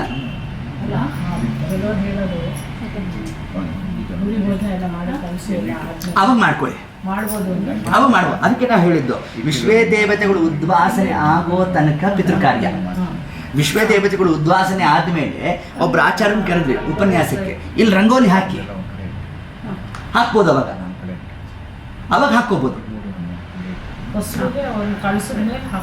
ಹಾಕ್ಬೋದು. ನಮ್ಮಲ್ಲ ಹಾಕಲ್ಲ ಕ್ರಮ ಇಲ್ಲ. ಯಾಕೆಂದ್ರೆ ಎಲ್ಲ ಕಾರ್ಯಗಳೆಲ್ಲ ಪುನಃ ಮಾನ್ಯ ದಿವಸಕ್ಕೆ. ಹೌದೌದು, ಒಂದು ವರ್ಷ ಹಾಕ್ತೇ ಇರೋದೇ ಉತ್ತಮ. ಗೋಪದ್ಮ ಹಾಕ್ಕೋಬೋದು, ತುಳಸಿ ಮುಂದೆ ಒಂದು ಎಳೆ ಹಾಕ್ಕೋಬೋದು, ಇದ್ದೇ ಇರುತ್ತೆ. ಅದು ನಿತ್ಯ ಕರ್ಮ ಅಂತ ಬಂದ್ಬಿಡುತ್ತೆ. ನಿತ್ಯ ಕರ್ಮದಿಂದಾಗಿ ಅದನ್ನ ಮಾಡ್ಕೋಬೋದು.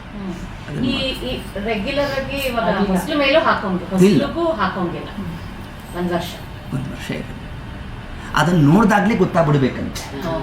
ಆದರೆ ಇದು ತೋರಣನೂ ತೆಗೆದು ಮಾವಿನ ಸೊಪ್ಪಿಂದು ಅಲ್ಲ, ಅದೇ ಇದೆ ಮೇಲ್ಗಡೆ ಇದೆ, ಅದು ಬಾಡಿದೆ, ಹಳೇದು ಪರವಾಗಿಲ್ಲ. ಹೊಸದಾಗಿ ಕಟ್ಟೋದು, ಈಗ ನಾವು ವರಮಹಾಲಕ್ಷ್ಮಿ ಹಬ್ಬದ ದಿವಸ ಕಟ್ತೀವಿ ನೋಡ್ರಿ, ಹಂಗ ಆ ಥರ ಮಾಡ್ಕೊಂಡು ಮಾಡಬೇಡಿ ಶ್ರಾದ್ದಾದಿಗಳ ದಿವಸ ಅನ್ನೋದಷ್ಟೇ ಅಲ್ಲ ಅಂತ.